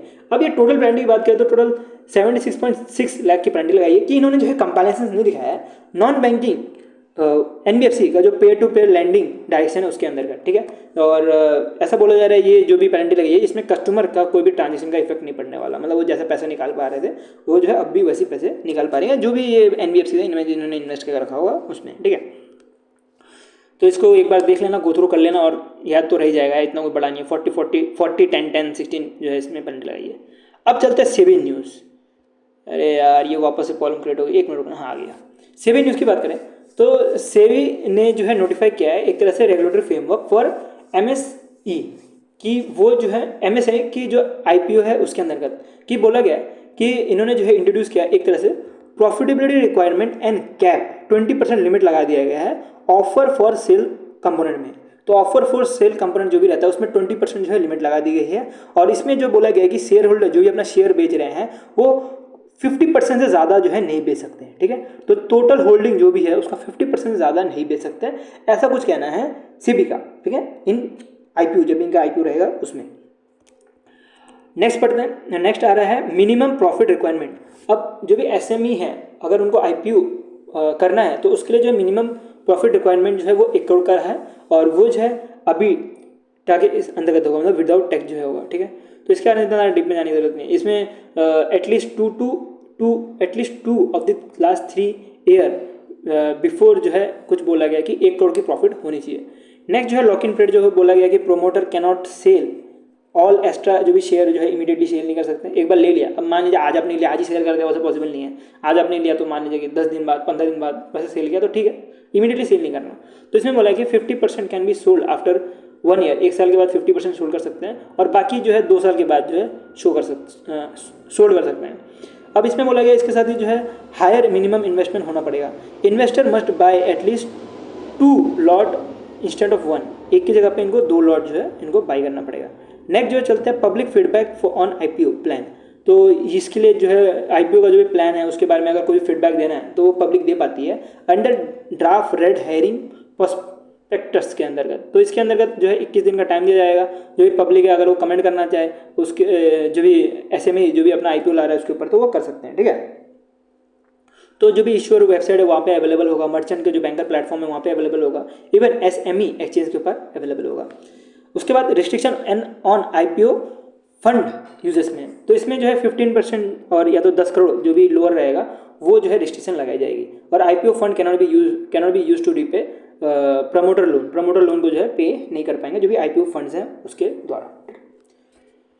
एक चीज़ मैं भूल जाता हूँ, मैं लाइक और सब्सक्राइब वाला कर दो यार, अगर अच्छा लग रहा होगा वीडियो तो लाइक कर देना और शेयर कर दो यार अपने दोस्तों से, उनको भी पता लगे कि माइंड मैपिंग में भी कोई सर हैं जो भी पढ़ा रहे हैं अच्छा। ठीक है, मैं ऐसा नहीं है कि मैं अभी से पढ़ा रहा हूँ, मैं बहुत टाइम से पढ़ा रहा हूँ, बहुत टाइम तो नहीं 2 साल से पढ़ा रहा हूँ ऐसे ऑफलाइन, बट मैं अब जाके सोच रहा था कि ऑनलाइन भी ट्राई करके देखते हैं कितना अच्छा पढ़ाते हैं हम। ऑफलाइन में मेरे ऑलरेडी बैचेस चल रहे होते हैं। चलो नेक्स्ट कवर करते हैं। नेक्स्ट अब बैंकिंग एंड इंश्योरेंस आ गया ना, तो बैंकिंग एंड इंश्योरेंस की बात करें तो SBI लाइफ इंश्योरेंस ने जो है 2 child focus insurance plan launch किए हैं। अब इस चाइल्ड फोकस प्लान जो है ये हेल्प करेगा parents managing there rising education cost. अब एजुकेशन कॉस्ट बहुत ज़्यादा हो चुका है। पहले जब मैं स्कूल में पढ़ता था तब मैं 500 रुपये दे के जो है 3 महीने का मैं KV में पढ़ता था, तो हमारा जो स्कूल का फ़ी था वो 500 रुपये था KV का, और बाकी अभी तो पता नहीं कितना हो गया है, बट अभी बढ़ चुका होगा डेफिनेटली। वैसे बाकी जो स्कूल्स हैं वहाँ पे भी जो है एजुकेशन कॉस्ट जो है बहुत ज़्यादा प्रॉब्लम है पेरेंट्स के लिए, तो वो कॉस्ट को कवर करने के लिए एक तरह से इंश्योरेंस प्लान जो है लॉन्च कर दिया गया है। एक फ़नी चीज़ क्या लगी मेरे को कि बैंक्स ना कभी भी कोई भी छोड़ते नहीं, मतलब कोई भी जगह नहीं छोड़ते जहाँ पे कोई इंश्योरेंस प्लान या तो कुछ ना कुछ बेचा ना जा सके। तो अभी एजुकेशन कॉस्ट बढ़ने की वजह से, लाइफ एक्सपेंस बढ़ने की वजह से, या इवन फाइनेंशियल सिक्योरिटी देने के लिए चिल्ड्रन फ्यूचर को उन्होंने एक तरह से 2 जो है child focus insurance plan launch किया। एक का नाम है स्टार फ्यूचर स्टार, ये क्या है, स्मार्ट फ्यूचर स्टार जो है लॉन्च किया है। दूसरा जो है smart Platina young achiever launch किया गया है। जो पहला वाला है स्मार्ट फ्यूचर स्टार, ये जो है individual non link participant life insurance saving product होने वाला है। दूसरा जो है individual non link participant life insurance saving product होने वाला है। नॉन लिंक का मतलब इसको कहीं लिंक नहीं कर सकते, ऐसा नहीं कि इसको इसके साथ लिंक कर दिया या सेविंग के साथ लिंक कर दिया, ऐसा पॉसिबल नहीं हो पाता। नॉन पार्टिसिपेंट मतलब वही पार्टिसिपेट नहीं कर सकता दूसरी जगह पे कहीं पे भी, और इंडिविजुअल जो है वो खरीद पाएंगे इसको। अब पहले तो हम बात करते हैं स्मार्ट फ्यूचर स्टार के बारे में, तो ये जो है बेनिफिट करेगा कि जो भी सेविंग है वो तो रहेगी और उसके साथ जो है कुछ ना कुछ बोनस मिलता रहेगा अगर जो भी पर्सन जो है इस प्लान को लेता है। दूसरा जो है वो प्लान वो प्रोवाइड करेगा गारंटी पे आउट, और ये गारंटी पे आउट जो है मंथली वीकली या जो भी इनका बेसिस रहेगा वो उनके बेस पे दिया जाएगा जो भी लेना चाहे वो। और इसके अंतर्गत ये जो है पे आउट दिए जाएंगे फॉर चाइल्ड एजुकेशन, कैरियर और मैरिज के लिए। ठीक है, तो बच्चों का जब मैरिज हो रहा होगा तब भी जो है पेरेंट्स ये सब ले सकते हैं। नेक्स्ट बात करें तो SBI लाइफ इंश्योरेंस का थोड़ा बहुत कुछ पढ़ लेते हैं, बिकॉज SBI का एग्जाम आ रहा है, SBI क्लर्क का एग्जाम आ रहा है, और आपसे अगर SBI लाइफ इंश्योरेंस का पूछ लिया कि किस किस के बीच में जो है जॉइंट वेंचर है तो आपको पता नहीं लगेगा, तो इसलिए इसको कवर कर लेते हैं। और इसमें आपको मिलेगा SBI ने पार्टनर किया हुआ है BNP जो कि फ्रांस बेस परिबास है उनके साथ, और जो SBI लाइफ इंश्योरेंस है इनके जो MD and CEO आपको अमित जिंगरान जो है मिलने वाले हैं। ठीक है, नेक्स्ट न्यूज़ पे बढ़ते हैं।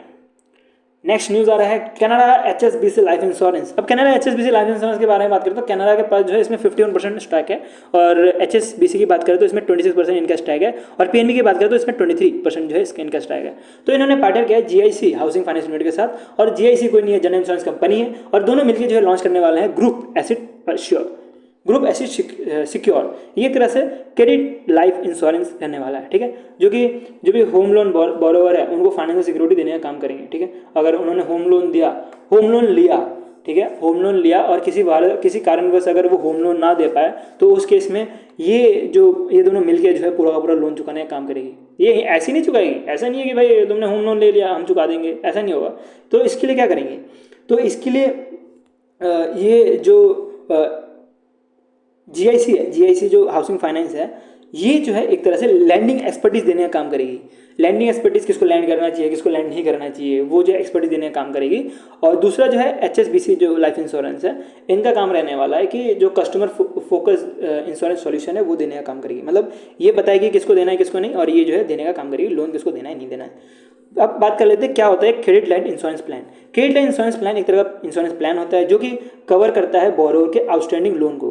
अगर वो किसी कारणवश डेथ हो जाए, मर जाए, या तो किसी वजह से मर ही जाए यार, एक ऑप्शन वही बच जाता है। अब अगर आप मान जानबूझ के नहीं चुका रहे हो लोन, बोल रहे हो कि भाई इंश्योरेंस कंपनी आप चुका दो, तो वो पॉसिबल नहीं है, ठीक है। तो वो पॉसिबल तभी हो पाएगा अगर ये आपने इंश्योरेंस लेके रखा हो कि कोई पर्सन अगर डेथ हो गया तो उस केस में ये इंश्योरेंस पिक्चर में आएगा, और जो भी पैसा है, जो भी डेब्ट का पैसा है, वो जो है सीधे जो है बैंक को सौंप दिया जाएगा, डायरेक्टली जो है सेटल किया जाएगा, लेंडर को, बैंक को सौंप दिया जाएगा, और जिसकी वजह से जो फैमिली है उनके ऊपर बर्डन नहीं आएगी। अब मान लीजिए जिसने लोन लेके रखा है, होम लोन लेके रखा है, वो मर गया, डेथ हो गया, तो उसके बाद जो है उनके जो फैमिली है उसके ऊपर पूरा ऊपर प्रेशर आ जाता है वो लोन चुकाने का। तो ये स्कीम आने के बाद वो जो है लोन उनको, उनके फैमिली को ना चुका के जो ये दोनों जो है चुकाएंगे, ये दोनों जो फाइनेंस कंपनी, ये दोनों जो है चुकाने का काम करेंगे, ठीक है। और ऐसा नहीं है कि पूरा लोन ही चुका देंगे, ऐसा नहीं होगा। अब मान लीजिए होम लोन जितने भी लेकर रखा, 100 रुपये का होम लोन लिया है, उसमें से 50 रुपये अगर इन्होंने लौटा दिया तो 50 रुपये जो बाकी रह गए वो चुकाने का काम होगा। इसका मतलब इसलिए आपको याद रखना है कि रिमेनिंग जो लोन अमाउंट है उसको जो है लौटाया जाएगा, पूरा का पूरा नहीं लौटाया जाएगा। अब कैनरा बैंक के बारे में बात करें तो कैनरा HSBC लाइफ इंश्योरेंस के बारे में, तो इसमें कैनरा का 51% है, HSBC की बात करें तो 26% और PNB की जो है 30% आपको इसमें जॉइंट वर्चुअली मिलने वाली है, स्टैक मिलने वाली है। नेक्स्ट आता है बैंक ऑफ बड़ौदा ने इंट्रोड्यूस किया है, bank of Baroda global women NRE और NRO सेविंग अकाउंट।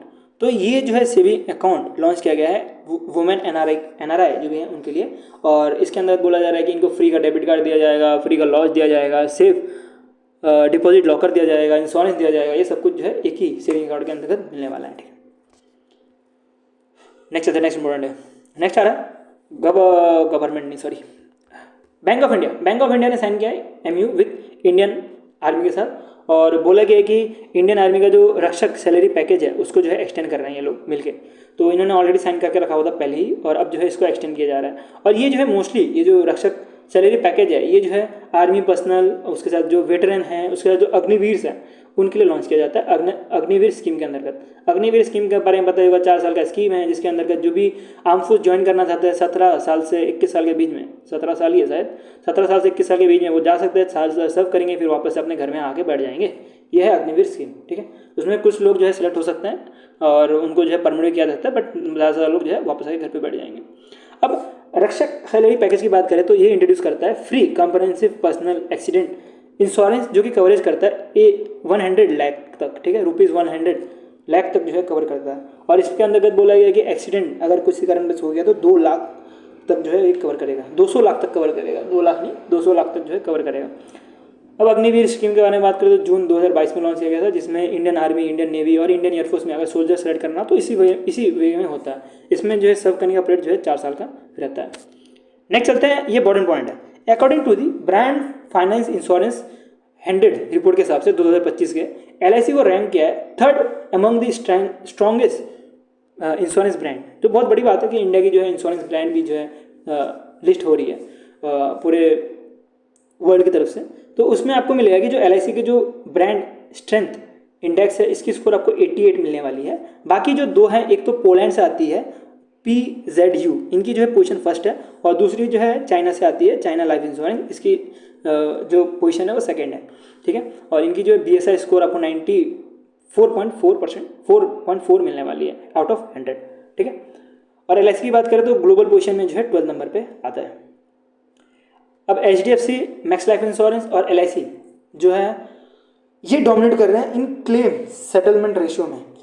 तो ये रिपोर्ट निकाला गया था insurance regulatory development authority of India की तरफ से, क्लेम सेटलमेंट रेशियो। इसके अंतर्गत ये एक तरह से हैंडबुक निकाला गया था इंडियन स्टैटिस्टिक्स के ऊपर, जिसके अंतर्गत HDFC, एक्सिस बैंक और LIC को जो है सबसे टॉप रेट में रखा गया है। अब ये रेशियो के बारे में पहले पढ़ लेते हैं, बाकी आपको अपने और बाकी चीज़ें आपको अपने आप ही समझ आ जाएगी। तो ये रेशियो जो है शो करता है कितने जो इंश्योरेंस कंपनी जो है वो अप्रूव करती है अपना जो इंश्योरेंस है वो। अब मान लीजिए 100 लोग हैं, 100 लोग में से 99 का जो है अप्रूव कर दिया, एक का अप्रूव नहीं किया इंश्योरेंस, तो उस केस में वो बोला जाएगा कि 99% जो है इनका CSR रेशियो है, ठीक है। तो वैसे ही देखा जाए तो सबसे अच्छा रेशियो जो है आपको मिलेगा HDFC लाइफ इंश्योरेंस का, जिसका 99.97% का जो है रेशियो मिलने वाला है। तो इन्होंने जो है टोटल पॉलिसी जो है सेटल किया गया है 90,333 जो है इन्होंने सेटल किया है टोटल सेटलमेंट। नेक्स्ट जो है एक्सेस मैक्स लाइफ इंश्योरेंस की बात करें तो इन्होंने 99.79 जो है % इन्होंने CRSR जो है इनका है, और इन्होंने टोटल 19,569 जो है सेटलमेंट की गई है। नेक्स्ट LIC की बात करें तो इन्होंने 96.42% की जो है इन्होंने CSR है, और इनका देखें तो कुछ ज़्यादा ही है, क्योंकि LIC की बात करें तो LIC का हर एक के पास जो है इंश्योरेंस रहता ही है, ज़्यादा से ज़्यादा इंडियंस के पास कोई हो या ना हो LIC का रहेगा ही रहेगा। तो इनकी बात करें तो इन्होंने टोटल 7,99,612 जो है इनका पास जो है पॉलिसी सेटलमेंट है। ठीक है, एक मिनट यार वापस। ठीक है, तो ओवरऑल सेटलमेंट की बात करें तो विद इन 30 डेज में जो है फाइनेंशियल ईयर 2024 में 96.82% बढ़ चुका है। और प्राइवेट में अगर बात करें तो सबसे ज़्यादा जो है प्राइवेट ही जो है सबसे आगे में है। अब हमने एक HDFC का न्यूज़ कवर कर लिया, तो दूसरा क्यों छोड़ दें, तो दूसरा भी कर लेते हैं हम लोग। ठीक है, दूसरा भी हम कवर कर लेते हैं। तो HDFC बैंक ने पार्टनर किया है Indian bank directorate of Indian veteran के साथ, और इन्होंने एक और ऑर्गेनाइजेशन है उसका नाम है कॉमन सर्विस सेंटर एकेडमी। तो तीनों के तीनों मिलकर जो है प्रोजेक्ट नमन जो है लॉन्च कर रहे हैं। प्रोजेक्ट नमन जो है प्रोवाइड करेगा pension, government to citizen, even business to business service, जो भी आर्मी के वेटरन हैं और उनके फैमिली है उनको। ठीक है, तो जो भी आर्मी के वेटरन और इनके जो फैमिली है उनको एक तरह से पेंशन प्रोवाइड करने के लिए लॉन्च किया गया है। ठीक है, पेंशन, उसके साथ business to business, business to consumer, उसके साथ गवर्नमेंट टू सिटीजन, ये सब फैसिलिटी जो है प्रोजेक्ट नमन के अंतर्गत दिया जाएगा।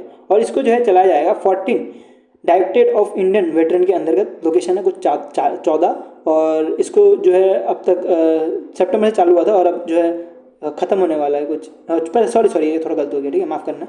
पहले जो था वो 14 था, अब जो है 26 लोकेशन में चलाया जाएगा मार्च 2025 तक। ठीक है, और ये डिफरेंट स्टेट्स में चलने जा रहे हैं। इसका फोकस यही है कि ट्रेनिंग करना वेटरन को और उनकी फैमिली को कि कैसे जो है फाइनेंशियल प्रोडक्ट जो है यूज़ किया जाए। अब थोड़ा फनी वे में बोल रहा हूँ, ठीक है, ये चीज़ फनी वे में बोल रहा हूँ, और फनी वे में लेना, कोई मेरे को कमेंट्स में गालियाँ मत देना। जब भी कोई सोल्जर डाई हो जाता है, जब उनका एक्सपायर हो जाता है, जब वो शहीद हो जाते हैं, तो जो भी पैसा मिलता है, ठीक है, तो पैसा एक बहुत हैवी अमाउंट मिलता है उनकी फैमिली को। तो उनकी फैमिली को समझ नहीं आता यार ये कहाँ इन्वेस्ट करना चाहिए, उनको नहीं पता लग पाता। तो वो सब चीज़ें जो है ना प्रोजेक्ट नमन के अंदर गाइड किया जाएगा। ठीक है, जैसे कि आपकी फैमिली, सॉरी आपकी नहीं, जब भी कोई फैमिली किसी सोल्जर से मर जाए, मेरे पापा भी डिफेंस में हैं, ठीक है, तो मैं इसलिए रिलेट कर पाता हूँ इस सब चीज़ों पे। तो जब भी फार्मर बोल रहा हूँ, जब भी डिफेंस में जब भी सोल्जर जो है वो शहीद हो जाए, तो उसके बाद जो पैसा आता है वो बहुत बल्क में आता है, बहुत अच्छा सा बल्क में आता है। मेरे फादर जिंदा है, ऐसा नहीं मेरे फादर एक्सपायर हुए, मेरे फादर जिंदा है, तो बहुत बल्क में आता है। तो वो फाइनेंशियली कैसे उसको SIP में लगाया जाए, कहाँ पे इन्वेस्ट किया जाए, तो वो सब चीज़ें जो है सिखाने का काम करेगा प्रोजेक्ट नमन के अंदर का। ठीक है, तो ये सब किया जाएगा जो HDFC का परिवर्तन प्रोग्राम है उसके अंतर्गत, जो कि डिफेंस वेटरन को सर्व करने का काम करेगा। नेक्स्ट चलते हैं, बहुत अजीब सा ही नाम है, नीवा बापा। तो नीवा बापा ने लॉन्च किया राइज, जो कि इंडिया का जो मिसिंग मिडिल है उसको सॉल्व करने का काम करता है। अब मिसिंग मिडिल क्या है, हम इसको कवर करते हैं। एज पर नीति आयोग 2021 के 21 के हिसाब के रिपोर्ट के हिसाब से मिसिंग मिडिल वो होते हैं इंडियन 40,000 इंडियन ऐसे हैं जो कि ना ही उनकी सैलरी कुछ ज़्यादा है फॉर गवर्नमेंट हेल्थ इंश्योरेंस के लिए, ना ही उनकी सैलरी इतनी कम है कि वो अफोर्ड कर पाए प्राइवेट इंश्योरेंस को। ठीक है, ना ही उनकी सैलरी इतनी ज़्यादा है कि वो गवर्नमेंट हेल्थ स्कीम खरीद पाए, ना ही नॉट इनफ, और ना ही इतना है कि वो गवर्नमेंट हेल्थ स्कीम खरीद पाए, और ना ही इतना है कि वो प्राइवेट हेल्थ इंश्योरेंस खरीद पाए। आई थिंक मैं सही बोल रहा हूँ ना, एक बार मैं पढ़ लूँ, 2 मिनट देना, ठीक है, ज़्यादा टाइम नहीं लूँगा, 2 मिनट लूँगा बस। इस refer to 40 crore Indian those income is too high for, okay समझ आ गया। ये मिसिंग मिडिल वो पर्सन है जो कि जिनके पास इतना तो पैसा है कि वो गवर्नमेंट हेल्थ इंश्योरेंस में पैसा खर्च कर सकते हैं, लेकिन इतना पैसा नहीं है कि प्राइवेट हेल्थ इंश्योरेंस में खरीद सकते हैं। तो उनके लिए ही जो है ये नवू बापा हेल्थ इंश्योरेंस ने राइज एक तरह से लॉन्च किया गया है। ठीक है, राइज स्कीम लॉन्च किया, हेल्थ इंश्योरेंस स्कीम लॉन्च किया, जिसके अंतर्गत प्रीमियम जो है 6,416 रुपये से लेकर 8,669 रुपये तक रहने वाला है, जो कि 10 लाख रुपये का कवर देगा। ठीक है, जो भी ये लेगा ये 10 लाख रुपये कवर देगा। अच्छी बात यह है कि इसमें 18% GST इसमें इंक्लूड है। ठीक है, जिसके से अलग से GST ऐड करने की और ज़रूरत नहीं है। तो जो भी पर्सन जो मिडिल मैन में आते हैं, जो कि गवर्नमेंट का अफोर्ड कर सकते हैं स्कीम, लेकिन प्राइवेट का स्कीम अफोर्ड नहीं कर सकते, वो भी अब ये राइज स्कीम ले सकते हैं। ठीक है, अब बढ़ते हैं लॉन्चेस के ऊपर। अब इसमें नेशनल के लॉन्चेस हो सकते हैं, स्पेस के लॉन्चेस हो सकते हैं, इंटरनेशनल लॉन्चेस हो सकते हैं, कोई भी लॉन्चेस हो सकते हैं। ये लॉन्चेस का टेबल जो है आपको कहीं से भी लॉन्चेस मिलेंगे, ठीक है। तो पहले जो है बैंक लॉन्चेस कवर करते हैं। तो HDFC ने लॉन्च किया है प्रोजेक्ट हक। किसका हक? मेरा हक भाई। प्रोजेक्ट हक के अंतर्गत अगर हम देखें तो इसका फुल फॉर्म आपको मिलेगा हवाई अनुभवी कल्याण केंद्र सर्विंग दोस्त हु हैव बीन सर्व्ड। तो ये जो है इंडियन एयरफोर्स के लिए जो पेंशनर है उनके लिए स्पेशली निकाला गया है। और इसके अंतर्गत जो भी पेंशनर है उनको सपोर्ट किया जाएगा, उनकी फैमिली को सपोर्ट किया जाएगा, और इवन जो वेटरन्स हैं उनको जो है सपोर्ट किया जाएगा, ठीक है। तो इसके बारे में बात करें तो इसमें MOU साइन किया गया था by office of assistant chief of air force staff, जो अकाउंट्स एंड एयर वेटरन है, इन्होंने साइन किया था HDFC के साथ, और इन्होंने प्रोजेक्ट हक लॉन्च किया है। नेक्स्ट, एक तो स्पेस की तरफ से आ रहा है और एक डिफेंस की तरफ से आ रहा है, ठीक है। पहला है यूरोप एरसन स्पेस एसे, जिन्होंने ऑप्टिकल स्पेस कंपोनेंट 3 जो है लॉन्च किया है। और इसकी बात करें तो ये फ्रांस आर्मी के लिए लॉन्च किया गया है, ठीक है। और इसको फ्रांस से ही जो है इसको लॉन्च किया गया है, ठीक है। और मैं आपको बोलता हूँ कि स्पेस की अगर फॉरेन से अगर कुछ न्यूज़ आ जाती है तो लेसन बोर्ड में आ जाता है, तो वैसे ये लेसन बोर्ड में ही आता है। तो ये जो अरिन 6 है, इसको डेवलप किया गया बाई पेरिस का जो अरिन ग्रुप है उनके द्वारा, और इसको जो है कोहोस्ट किया जा रहा है एयरबस और सफरन के द्वारा, ठीक है। तो सफरन जो है फ्रांस की कंपनी है, और इन्होंने थॉल्स के साथ मिलकर हमारे इंडिया में जो है मैन्युफैक्चर करने की बात भी की थी अदानी ग्रुप के साथ, ठीक है। नेक्स्ट चलते हैं DRDO की तरफ से। तो DRDO ने जो है BM-04 लॉन्च किया, एक तरह से new short range ballistic missile है। मिसाइल का इमेज दिखा देता है ना, बहुत मस्त मिसाइल है ये देखो क्या मस्त मिसाइल दिख रहा है ना। तो इतना ज़्यादा डिटेल में जाएंगे नहीं हम, क्या क्या है इसके मिसाइल के बारे में, इसका फिक्स विंग ये है, इतनी ज़्यादा कोई अब डिफेंस की तैयारी नहीं कर रहे हो ना, इसमें आपको PhD करनी है। तो इसमें क्या इंपॉर्टेंट है, इसकी रेंज कितनी है, 400 से लेकर 1500 किलोमीटर तक इसकी रेंज है। और ये वॉर हेड मतलब कितना जो है विस्फोटक सामान जो है कैरी कर सकता है, ये 500 किलो तक जो है विस्फोटक सामान जो है वो कैरी कर सकता है। इवन इसके बाद GPS है, उसके साथ IRNSS भी है, जिसमें वो एक बार लॉक कर दिया तो GPS के थ्रू भी जो है वो कोई भी टारगेट है उसके ऊपर अटैक कर सकता है, ठीक है। तो इसके बारे में थोड़ा बहुत कुछ पढ़ते हैं डिटेल में। तो ये जो है मिसाइल जैसे आपको बताया कि शॉर्ट रेंज बैलिस्टिक मिसाइल है। ये जो है 2 स्टेज सॉलिड प्रोपेलर सिस्टम है, मतलब जैसे कि वापस चलते हैं हम, तो ये मिसाइल जैसे ये दिख रहा है ना 2 स्टेज, ये जो है निकल जाएगा जैसे नॉर्मल रहता है, और ये जो है बाद में अटैक करेगा। और जैसे कि मैं आपको बताया कि इसमें GPS और IRNSS ऑलरेडी है, इसका मतलब क्या, इंडियन रीजनल नेविगेशन सैटेलाइट, तो इसमें ऑलरेडी है ही है। और इसमें बोला जा रहा है कि इसमें जो सर्कुलर एरर प्रोबेबिलिटी है वो बहुत कम है, कुछ 330 मीटर के आसपास है। जैसे आप रेंज दे सकते हो, इसमें 500 किलोमीटर बोला, 500 सॉरी ठीक है ना, 400 ही बोला गया था ना, मुझे 500 बोला गया था, मैं गलत बोल गया। तो इसमें 500 किलोमीटर नहीं है, 400 किलोमीटर से लेकर 1500 किलोमीटर तक इसकी रेंज है, और इसका वॉरेट कैरी कर सकता है 500 किलोमीटर तक, ठीक है। अब मैं थोड़ा अपना एडवर्टाइजमेंट में कर लूँ, ठीक है। एडवर्टाइजमेंट कर लेते हैं यार, क्योंकि इसी से हम चल पाएंगे। तो ये रहा मेरा बैंकिंग साथी का टेलीग्राम ग्रुप, ठीक है। इसमें आपको सारे के सारे PDF मिल जाते हैं माइंड मैपिंग में ही। इवन वीकली मंथली क्विजेस भी मैं प्रोवाइड करता हूँ। इवन मेरा Q&A PDF भी रहता है, जो कि मोस्टली वीकली बेसिस पे आता है, ठीक है। मंथली बेसिस पे नहीं आता, हम ट्राई करेंगे मंथली बेसिस पे भी जो है आपको Q&A PDF दे पाए। तो इसमें डिफरेंट प्लान है, जैसे कि 49 रुपीज़ का प्लान है, जो कि 1 महीने के लिए एप्लीकेबल है, जिसको मैं कभी नहीं बोलता इसको लेने के लिए, बिकॉज ये करंट मंथ के लिए ही एप्लीकेबल है। उसके बाद आपका 3 मंथ वाला प्लान है 129 रुपीज़ का, जिसमें आपको सब कुछ तो मिल जाता है, बट आपको जो डेली और वीकली क्विज है वो नहीं मिलता। तीसरा है आपको वो मिलेगा 199 का प्लान, जो कि 6 महीने का है। इसमें आपको सब कुछ ही मिल जाएगा, ठीक है। इसमें आपको डेली क्विज भी मिल जाएगा, वीकली क्विज भी मिल जाएगा, उसके साथ आपको Q&A PDF भी मिल जाएगा, उसके साथ आपको जो मंथली मैगजीन है, वीकली और मंथली जो आती है वो भी मिल जाएगी।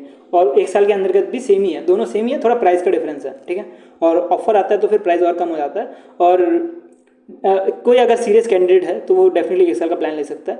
और किसी कोई अगर नॉन सीरियस है, उनको लग रहा है कि 6 महीने में मैं क्लियर कर सकता हूँ, या तो 6 महीने तक मेरे को चाहिए, तो वो 6 महीने का भी ले सकता है। तो इसलिए मैं डिफरेंट कैटेगरी में बांट के रखा हूँ, आपकी मर्जी, आपको जो भी लेना है। और बाकी 3 महीने का वो ले सकते हैं जिनको थोड़ा भरोसा कम हो, बिकॉज अभी हम नए चालू हैं, उनको लग रहा होगा कि हम छोड़ के ना भाग जाए, तो वो 3 महीने का भी ले सकते हैं। क्योंकि ऐसा नहीं कि हम छोड़ के भागेंगे यार, हम 1 साल से काम कर रहे हैं। हम 1 अप्रैल से मैंने स्टार्ट किया था यूट्यूब चैनल 2024 के, और इवन मैं 2 साल से पढ़ा रहा हूँ पिछले। तो भरोसा करो, और लेना है तो 6 महीने या 1 साल का ले लो, जिसमें आपको क्विज भी मिल जाएंगे, जिसके साथ आपको पढ़ाई में कहीं भागने की जरूरत नहीं पड़ेगी, एक ही जगह पे सारा करंट अफेयर्स कवर हो जाएगा। नेक्स्ट चलते हैं इंटरनेशनल न्यूज़ के ऊपर पढ़ते हैं। तो इंटरनेशनल न्यूज़ आ रहा है, वर्ल्ड मेथोडोलॉजिकल ऑर्गेनाइजेशन ने पार्टनर किया है the global climate organisation system और global on earth observation and Europe communication के साथ। तो तीनों ने ऑलरेडी, मैं 3 बोल गया शायद ना, चारों मिलकर जो है आई क्लाइमेट एक्शन प्रोजेक्ट जो है लॉन्च कर रहे हैं जुनेवा स्विट्जरलैंड में, ठीक है। इसके अंतर्गत बोला जा रहा है कि फंडिंग जो है यूरोप कमीशन देने वाली है 300 मिलियन यूरो का, और बाकी जो देखना आपको ये बैग्ड है हॉरिजन यूरोप वर्क प्रोग्राम के अंदर, जिसके अंदर बोला जाएगा कि जो अर्थ का जो क्लाइमेट रेजिलेंस है उसको बढ़ाया जाएगा, ठीक है। नेक्स्ट में बढ़े तो इंडिया और कोलंबिया ने जो है 3rd फॉरेन ऑफिस कंसल्टेशन जो है लॉन्च किया गया है। अब इंडिया को जो है लीड कर रहे थे डेलीगेट, वो आपको मिलेगा जयदीप मजूमदार, जो कि secretary of ministry of action affairs के हैं, और दूसरे जो है कुछ काम के नहीं है, ये तो यूएन, अजीब सा नाम है यार, ये भी डेलीगेट है जो कि कोलंबिया से रिप्रेजेंट कर रहे हैं। तो ये दोनों जो है 3rd फॉरेन ऑफिस कंसल्टेंट जो है यहाँ पे हेल्ड हो रहा था कोलंबिया में, यहाँ पे पार्ट लिए थे, और इन्होंने जो है स्टैंड किया है bilateral tries between in health, digital technology, trade, defence, ये सब में, ठीक है। तो ये बहुत इंपॉर्टेंट न्यूज़ है, इसको अच्छे से कवर करते हुए चलना है हमको।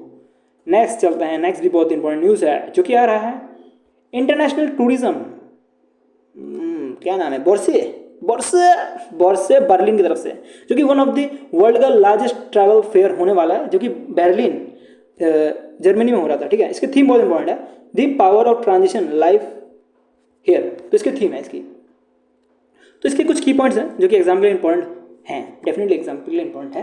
पहला है मिनिस्ट्री ऑफ टूरिज्म, जो कि इस इवेंट में पार्टिसिपेट किए थे, और इसके साथ जो है 40 स्टॉक होल्डर और भी थे जो पार्टिसिपेट कर रहे थे। अब कोई बोलेंगे यार कि सर क्या फ़नी है, क्या बोर से कर रहे हैं यार, पढ़ाने में हमें भी मज़ा आना चाहिए, ऐसा नहीं कि बोरिंग तरह से पढ़ा लेते जा रहा है, और आपको भी मज़ा आना चाहिए, ठीक है। मैं भी सीरियस टीचर ही हूँ, ऐसा नहीं है कि मैं ऐसा कुछ ज़्यादा टाइम पास करना चाहता हूँ, बट कभी कभी निकल जाता है यार, कितना पढ़ाओ यार, 1 घंटा हो गया यार, 1 घंटा मैंने इतना लंबा वीडियो कभी बनाया नहीं है, 2 घंटे के आसपास हो जाएगा, मैंने बोले थे पहले। चलो स्टार्ट करते हैं। तो इसमें है अजीत गुप्ते जो है, गुप्ता होना चाहिए, गुप्ते है, गुप्ता नहीं है, ठीक है, गुप्ते ही है।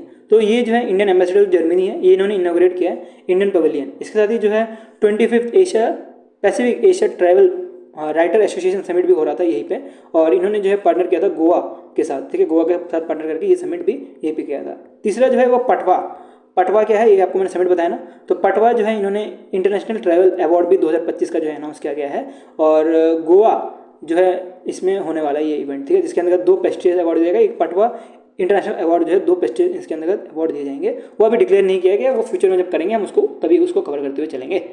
नेक्स्ट चलते हैं, अर्मेनिया और इंडिया जो है 2 तरह के MU साइन कर रहे हैं, और ये 2 तरह के MU साइन किए थे जब अर्मेनिया के जो फाइनेंस मिनिस्टर है वो हमारे इंडिया में आए थे। FM का मतलब फाइनेंस मिनिस्टर, ये सब आपको पता होना चाहिए, ठीक है। मैं बता रहा हूँ, मैं आपको एकदम स्पून फीडिंग नहीं करने वाला इधर, क्योंकि मेरा प्लान ये रहता है कि आपको मतलब शॉर्ट में कुछ चीज़ें बताया जाए, तो शॉर्ट में बताने की वजह से कभी कभी ऐसा भी हो जाता है कि PDF में कुछ चीज़ें छूट जाती है। मैं मानता हूँ ये मेरी मिस्टेक है, ये फाइनेंशियल मिनिस्टर में आपको यहाँ पे देना चाहिए था, फाइनेंस मिनिस्टर है, बट कभी कभी यार मिस हो जाता है। अभी हम ग्रो कर रहे हैं, तो जब हम ग्रो करते जाएंगे तो उसके बाद हम और बंदे भी रखेंगे जो कि ये सब चीज़ें भी वेरीफाई कर रहे होंगे। बाकी कंटेंट का कोई मिसमैच नहीं है, अब कहीं फुल फॉर्म कहीं भी मिस हो सकता है।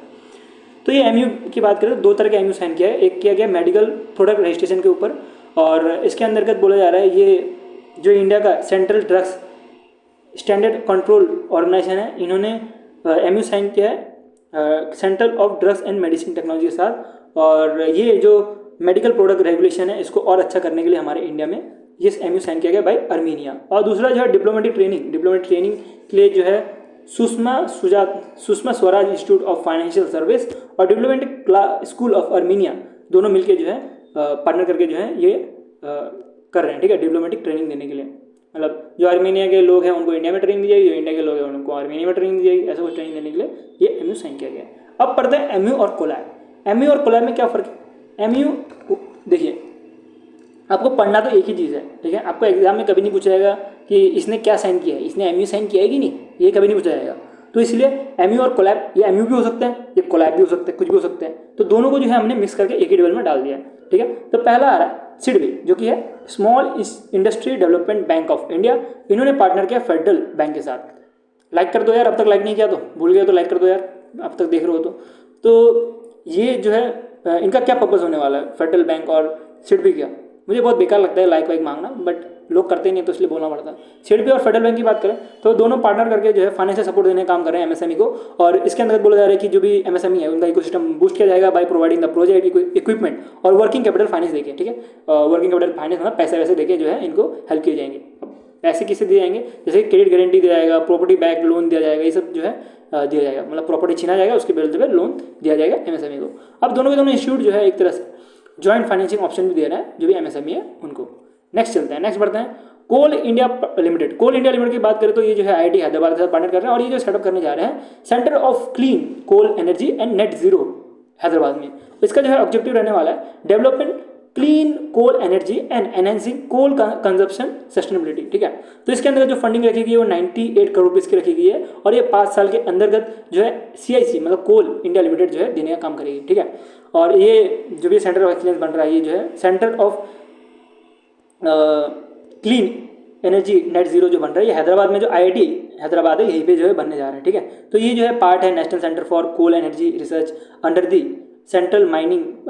इतना कुछ काम का होता नहीं है, सब एक बार रीड कर लेना, वीडियो पॉज करके रीड कर सकते हो, वैसे कुछ इतना इंपॉर्टेंट होता नहीं है, हम इसको स्किप करते हुए नेक्स्ट एमयू और कोला में बढ़ते हैं। तो पहला आ रहा है तीसरा आ रहा है डिपार्टमेंट ऑफ बायोटेक्नोलॉजी, इन्होंने पार्टनर किया गवर्नमेंट ऑफ आसाम के साथ और ये जो है इस्टेब्लिश करने जा रहे हैं।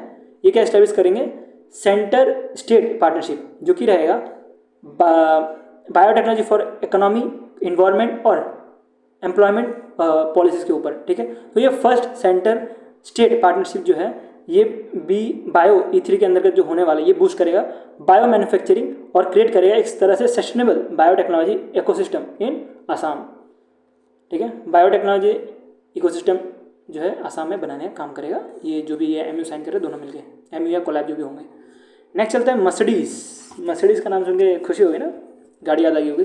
तो इन्होंने जो है department of promotion industry and internet trade के साथ मिलकर इंडिया में जो है मैन्युफैक्चरिंग रोड सेफ्टी और सस्टेनेबिलिटी को एनहेंस करने की बात की गई है, ठीक है। तो ये जो है सपोर्ट करेंगे स्टार्टअप इनोवेटर्स और जो भी एंटरप्राइज हैं उनको कि वो जो है एडवांस टेक्नोलॉजी हमारे इंडिया में ला पाए और जो भी ये रोड सेफ्टी है ये सब में काम कर पाए, ठीक है। तो इसके अंदर इनको मेंटरशिप फंडिंग मार्केटिंग अपॉर्चुनिटी सब कुछ जो है मर्सिडीज बेंज देने का काम करेगी। नेक्स्ट आ रहा है oil technology association of India जो कि कानपुर बेस्ड है, इन्होंने पार्टनर किया मलेशियन पाम ऑयल काउंसिल के साथ जो कि केरला बेस्ड है। तो ये दोनों मिलकर जो है प्रमोट कर रहे हैं मलेशियन पाम ऑयल को, और मलेशियन पाम ऑयल जो है हमारे इंडिया में आ पाए उसी वजह से जो है ये MU साइन किया गया है, ठीक है। तो इसके अंतर्गत बोला जा रहा है कि ये जो है सस्टेनेबल ट्रेड जो है वो ऐड करेगा जिसके अंतर्गत जो भी ये पाम ऑयल है इसका जो हेल्थ न्यूट्रिशन और इंडस्ट्रियल बेनिफिट है वो मिल पाए। नेक्स्ट चलते हैं, नेक्स्ट जर्मनी का एक कंपनी है जिसका नाम है इन्फिनिन्यू।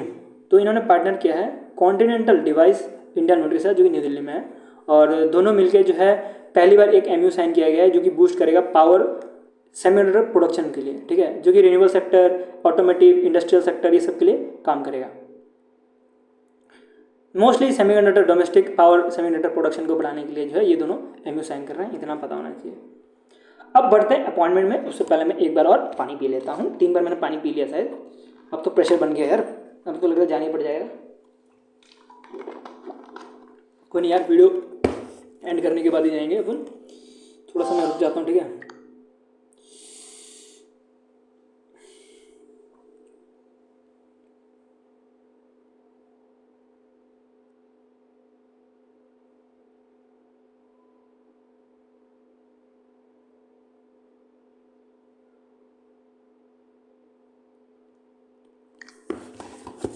नेक्स्ट चलते हैं अपॉइंटमेंट्स के ऊपर बढ़ते हैं।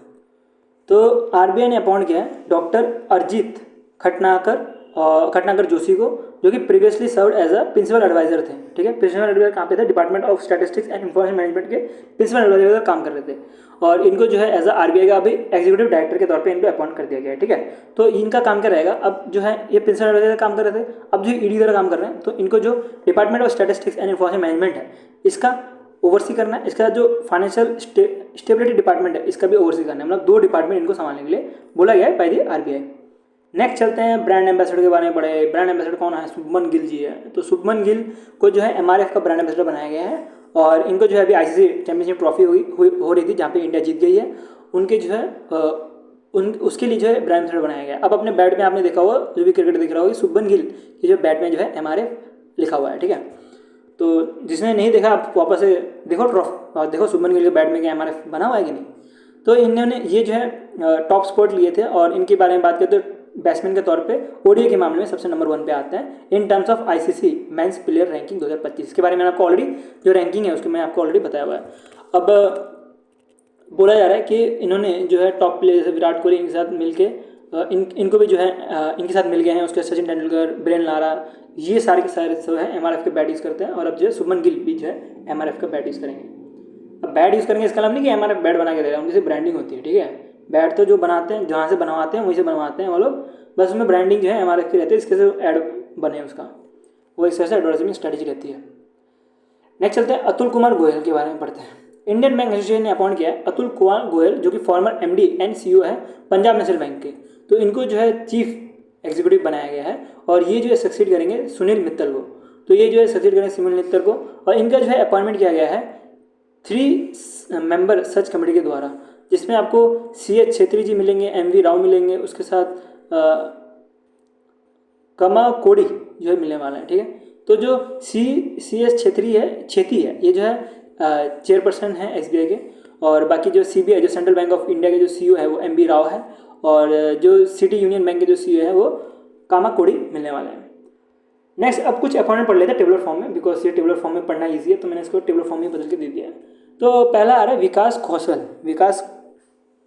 कौशल जो है वो चेयरमैन एंड MD बन चुके हैं हिंदुस्तान पेट्रोलियम लिमिटेड के, और इन्होंने रिप्लेस कर दिया रागनेश नगन को, ठीक है।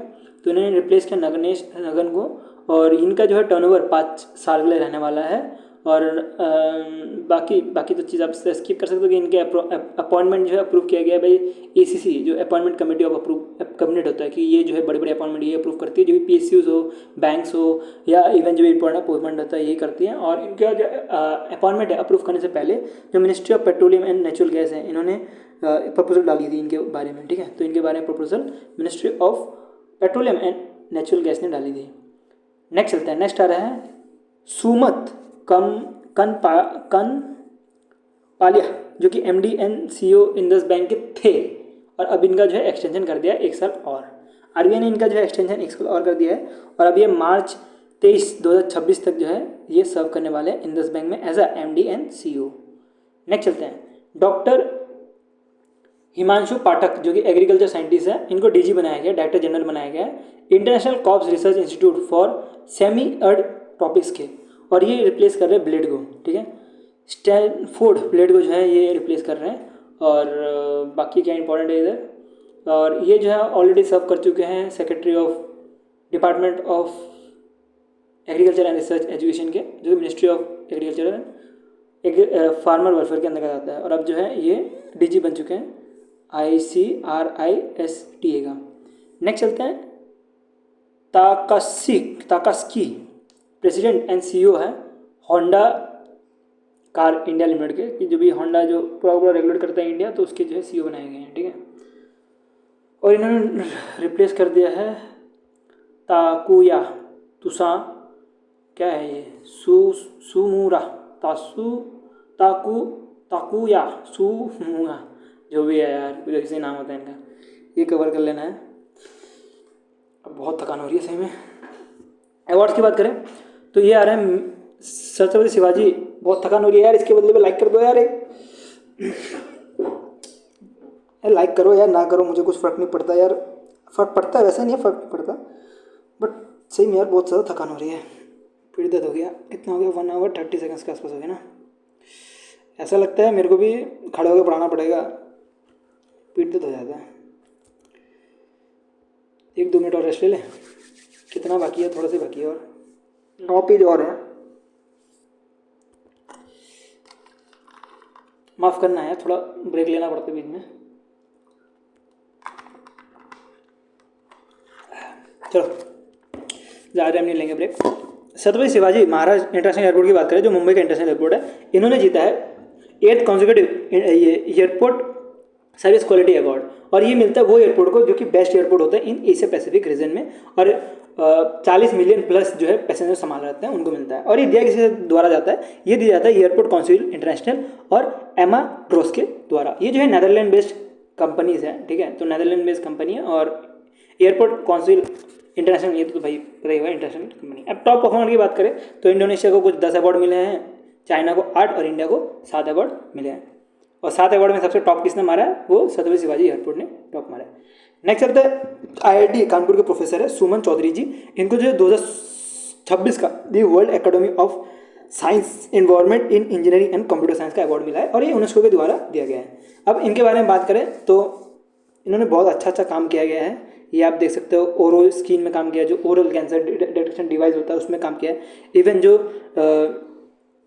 कोवनी रैप है उसमें भी काम किया है, जो कि US पेटेंट है, जो कि कोविड-19 का ही रैपिड कोविड टेस्ट है।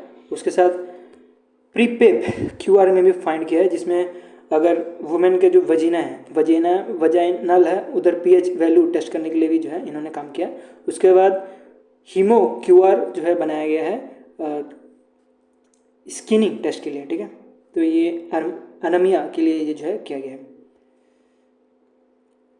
नेक्स्ट चलते हैं डॉक्टर एड्रो बार्टो और रिसाद एस सोतो, जो कि कनाडा से आता है और USA से आता है। दोनों को जो है ACM ट्विनिंग अवार्ड मिला है। अब ACM ट्विनिंग अवार्ड की बात करें तो ये एक तरह से नोबल अवार्ड ऑफ कंप्यूटिंग बोला जाता है, जो कि बहुत अच्छा काम करते हैं कंप्यूटिंग में, उनको दिया जाता है। तो इन्होंने क्या अच्छा काम किया। अभी कंप्यूटिंग में क्या चल रहा है, कंप्यूटर की दुनिया, कंप्यूटर साइंस की दुनिया, या आपके कंप्यूटर में क्या चल रहा है, AI चल रहा है। तो इन्होंने जो है AI में काम किया है। AI के जो इन्फोर्समेंट लर्निंग है उसमें काम किया है, जो कि हेल्प करेगा AI को कि वो बेटर डिसीजन ले पाए, ठीक है। अभी भी जो AI है वो ट्रायल एंड एरर के मूवमेंट में चल रहा होता है, ठीक है। ट्राई करता है, एरर करता है, ट्राई करता है, एरर करता है। जैसे कि आप एग्जाम में फेल होते हो, फिर वापस से उससे कुछ सीख के आप वापस से नेक्स्ट एग्जाम में बैठते हो और नेक्स्ट एग्जाम में आप वापस से ट्राई करते हो, फिर वापस से नेक्स्ट एग्जाम में फेल हो गए तो नेक्स्ट एग्जाम में वापस से ट्राई करते हो। तो ऐसे करते करते आपकी जो इंप्रूवमेंट होती रहती है। तो वैसे ही जो है AI की भी जो है इंप्रूवमेंट होती रहती है और एक दिन नहीं तो एक दिन AI जो है केवल हो जाएगा। वैसे ही आप एक दिन तो एक दिन आप एग्जाम क्लियर कर ही लोगे, ठीक है। तो इन्होंने जो है रीएनफोर्समेंट लर्निंग निकाली है, जिसका काम रहता है कि AI जो है बेटर डिसीजन ले पाए थ्रू ट्रायल्स एंड एरर। इसमें जो है प्राइज मनी भी दी गई है, इनको 1 मिलियन प्राइज मनी दी गई है और ये जो है प्राइज मनी पूरा का पूरा जो है गूगल ने दिया, क्योंकि गूगल ही जो है इसको स्पॉन्सर करता है। अब ACM अवार्ड की बात करें तो इसका ये जो है अवार्ड, ये नाम रखा गया था एलियन M ट्विनिंग के ऊपर, जो कि फादर ऑफ मॉडर्न कंप्यूटिंग भी बोला जाता है, ठीक है। और ये ऑनर करता है जो भी मेजर फील्ड में जो है काम करते हैं उनके ऊपर। अब ये 2 पर्सन की बात करें तो ये 2 पर्सन ने बुक भी लिखी है रीएनफोर्समेंट लर्निंग एंड इंट्रोडक्शन 1998 का। तो ये भी आपको याद होना चाहिए कि एग्जामिनर क्या पता आपको स्टैटिक से भी कोई क्वेश्चन पूछ दे, तो ये भी पॉइंट आपको याद रखना पड़ेगा। नेक्स्ट चलता है मिथुट माइक्रो फाइनेंस ने जीता है 2 अवार्ड्स, एक तो कॉर्पोरेट एक्सीलेंस अवार्ड और दूसरा है BFSI अवार्ड। BFSI मतलब banking financial service and insurance award, और ये जीता है सूक अवार्ड के अंतर्गत। और इन्होंने बहुत अच्छा काम किया डिजिटल इंक्लूजन और इंश्योरेंस सॉल्यूशन में, जिसके से इनको अवार्ड दिया जा रहा है। अब कॉर्पोरेट एक्सीलेंस अवार्ड जो दिया जाता है ये best customer application on digital insurance inclusion के लिए दिया जाता है। और इनका जो ऐप है जिसका नाम है मिथुट महिला मित्रा ऐप, इसके लिए जो है इसको दिया गया, ये ऐप के लिए जो है ये अवार्ड दिया गया है। दूसरा जो है अवार्ड दिया जा रहा है गृह रक्षा इंश्योरेंस स्कीम, जो भी इनका गृह रक्षा इंश्योरेंस स्कीम है उसके लिए ये अवार्ड दिया जा रहा है। तो ये 2 अवार्ड के बारे में आपको जरूर पढ़ना है। और सीओक अवार्ड की बात करें तो ये जो भी सिविल इंडिपेंडेंट सिविलियन जो भी रहते हैं, जो कि बहुत अच्छा काम करते हैं in terms of national progress, उनको जो है ये अवार्ड दिया जाता है। नेक्स्ट चलता है, नेक्स्ट आ रहा है Stockholm international peace international research institute की तरफ से। तो इन यूक्रेन की बात करें तो यूक्रेन जो है सबसे ज़्यादा आर्म इम्पोर्टर है। सबसे ज़्यादा आर्म इम्पोर्टर क्यों? बिकॉज पता होगा कि यूक्रेन के ऊपर जो है रशिया वॉर करके बैठा हुआ है और पता नहीं यार ये वॉर ख़त्म कब होगा। बहुत साल हो गए, अब तक वॉर ख़त्म ही नहीं हो रहा है। जब स्टार्ट हुआ था तब तो लग रहा था यार 2 से 3 महीने में रशिया पूरा का पूरा यूक्रेन को खा जाएगा, बट ऐसा हो नहीं पा रहा। और यूक्रेन जो है इसकी वजह से सबसे ज़्यादा बड़ा इंपोर्टर बन चुका है, क्योंकि ये सबसे ज़्यादा इंपोर्ट कर रहा है। जो भी मशीनरी, जो भी डिफेंस के इक्विपमेंट्स है वो कहाँ से USA से इक्विप कर रहा है, यूरोप यूनियन से इक्विप कर रहा है। तो ये सब लाने की वजह से जो है सबसे ज़्यादा फ़ायदा जो है ये दोनों को ही हो गया है, जो वेस्टर्न है उनको, और सबसे ज़्यादा बड़ा जो है इंपोर्टर यूक्रेन बन चुका है। अब यूक्रेन की बात करें तो ये कुछ 100 फोल्ड ज़्यादा जो है इंपोर्ट कर चुका है, 100% ज़्यादा जो है इंपोर्ट कर चुका है। अब सेकंड इंपोर्टर कौन है? वो हमारा प्यारा भारत, जिन्होंने सेकंड लार्जेस्ट इंपोर्टर के द्वारा माना जाता है। और बोला जा रहा है कुछ 9.3% का डिक्लाइन भी हुआ है due to increase domestic production. तो अच्छी बात है, इंडिया जो है इंपोर्टर कम जितना होते रहेगा उतना ज़्यादा अच्छा डिफेंस पॉइंट ऑफ व्यू से। और सऊदी अरेबिया की बात करें तो 4th नंबर पे आता है, और कतर की बात करें तो 3rd नंबर पे आता है इन टर्म्स ऑफ रैंकिंग, ठीक है। तो रैंकिंग इंपॉर्टेंट है, तो जिसे आपको पढ़ लेनी है। अगर इंडिया के टॉप आर्म सप्लायर की बात करें तो सबसे ज़्यादा जो है इंडिया जो इंपोर्ट करता है वो रशिया से करता है।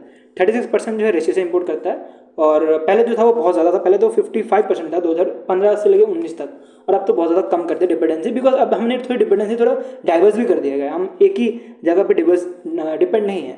इवन हमें डोमेस्टिक प्रोडक्शन हुआ है, बट इतना भी लेवल पे नहीं हुआ है कि हम सीधे 55 से 36 पे आ गए। हमने जो है अपना पोर्टफोलियो डाइवर्स किया, हम एक जगह से नहीं खरीद रहे, सिर्फ रशिया से ही नहीं खरीद रहे, अब हम फ्रांस से भी खरीद रहे हैं और इसराइल से भी खरीद रहे हैं। फ्रांस से मेनली जो है हम राफेल जेट खरीद रहे हैं जो कि 33% है, ऊपर से इसराइल से जो है 13% से हम इंपोर्ट करते जा रहे हैं। अब टॉप 3 ग्लोबल एक्सपोर्टर की बात करें तो सबसे नंबर 3 पे जो है आपको मिलेगा वो मिलेगा यूएसए, फ्रांस और रशिया, ठीक है। अब रिपोर्ट की बात करें तो एक QI एयर का रिपोर्ट आता है जो कि स्विट्जरलैंड बेस्ड एक कंपनी है, ये निकालती है, और इन्होंने निकाला है 7th edition of world air quality report 2024 का, जिसमें बोला गया कि सबसे बेकार, सबसे पॉल्यूटेड गंदगी वाली कंट्री कौन सी है? चड है। चड को चढ़ गई भाई, चड को चढ़ गई है। इन्होंने जो है सबसे बेकार जो है वर्ल्ड पॉपुलेटेड कंट्री बोला गया है। इंडिया की बात करें तो इंडिया में जो है 5th रैंक पर रखा गया है, और उसके ऊपर जो है बांग्लादेश, पाकिस्तान और कॉन्गो है, ठीक है। पाकिस्तान तो रहना ही चाहिए, पाकिस्तान को नंबर 1 पे रहना चाहिए इन टर्म्स ऑफ गंदगी। तो पाकिस्तान की तो पता ही है, दुश्मनी है, और मेरी भी दुश्मनी है पाकिस्तान से। बाकी आप चीज़ें यहाँ से पढ़ सकते हो, कुछ की पॉइंट है कि कितना PPM होना चाहिए, सब कुछ चीज़ें इंपॉर्टेंट है जो मैं आपको बता देता हूँ कि सबसे ज़्यादा जो है पॉल्यूटेड जो बोला जा रहा है हायर कंसंट्रेशन जो है PM 2.5 का जो है वो आपको मिलेगा आसाम मेघालय बॉर्डर में, ठीक है। तो कुछ सही नाम है यार, ये देख लेना क्या नाम है, ये प्रोनाउंसिएशन करने का ट्राई करता हूँ, क्या नाम है? बयानीहट देख लेना जो ये प्रोनाउंसिएशन है, तो यहाँ पे है। और WHO के गाइडलाइन के हिसाब से कुछ कंट्रीज ऐसी है जैसे ऑस्ट्रेलिया हो गया, न्यूजीलैंड हो गया, और अस्थोनिया हो गया, आइसलैंड हो गया, बारबाडोस हो गया, और बहामास हो गया, फिर ग्रेनाडा हो गया। तो ये सारे जो है 7 कंट्रीज ऐसे हैं जो भी WHO का जो PM गाइडलाइन है उसको फॉलो करते हुए चलते हैं। और इंडिया की बात करें तो इंडिया तो बहुत ऊपर है इनसे, इनका देखो 4.5 है, और इंडिया की जो है 50.6 माइक्रोग्राम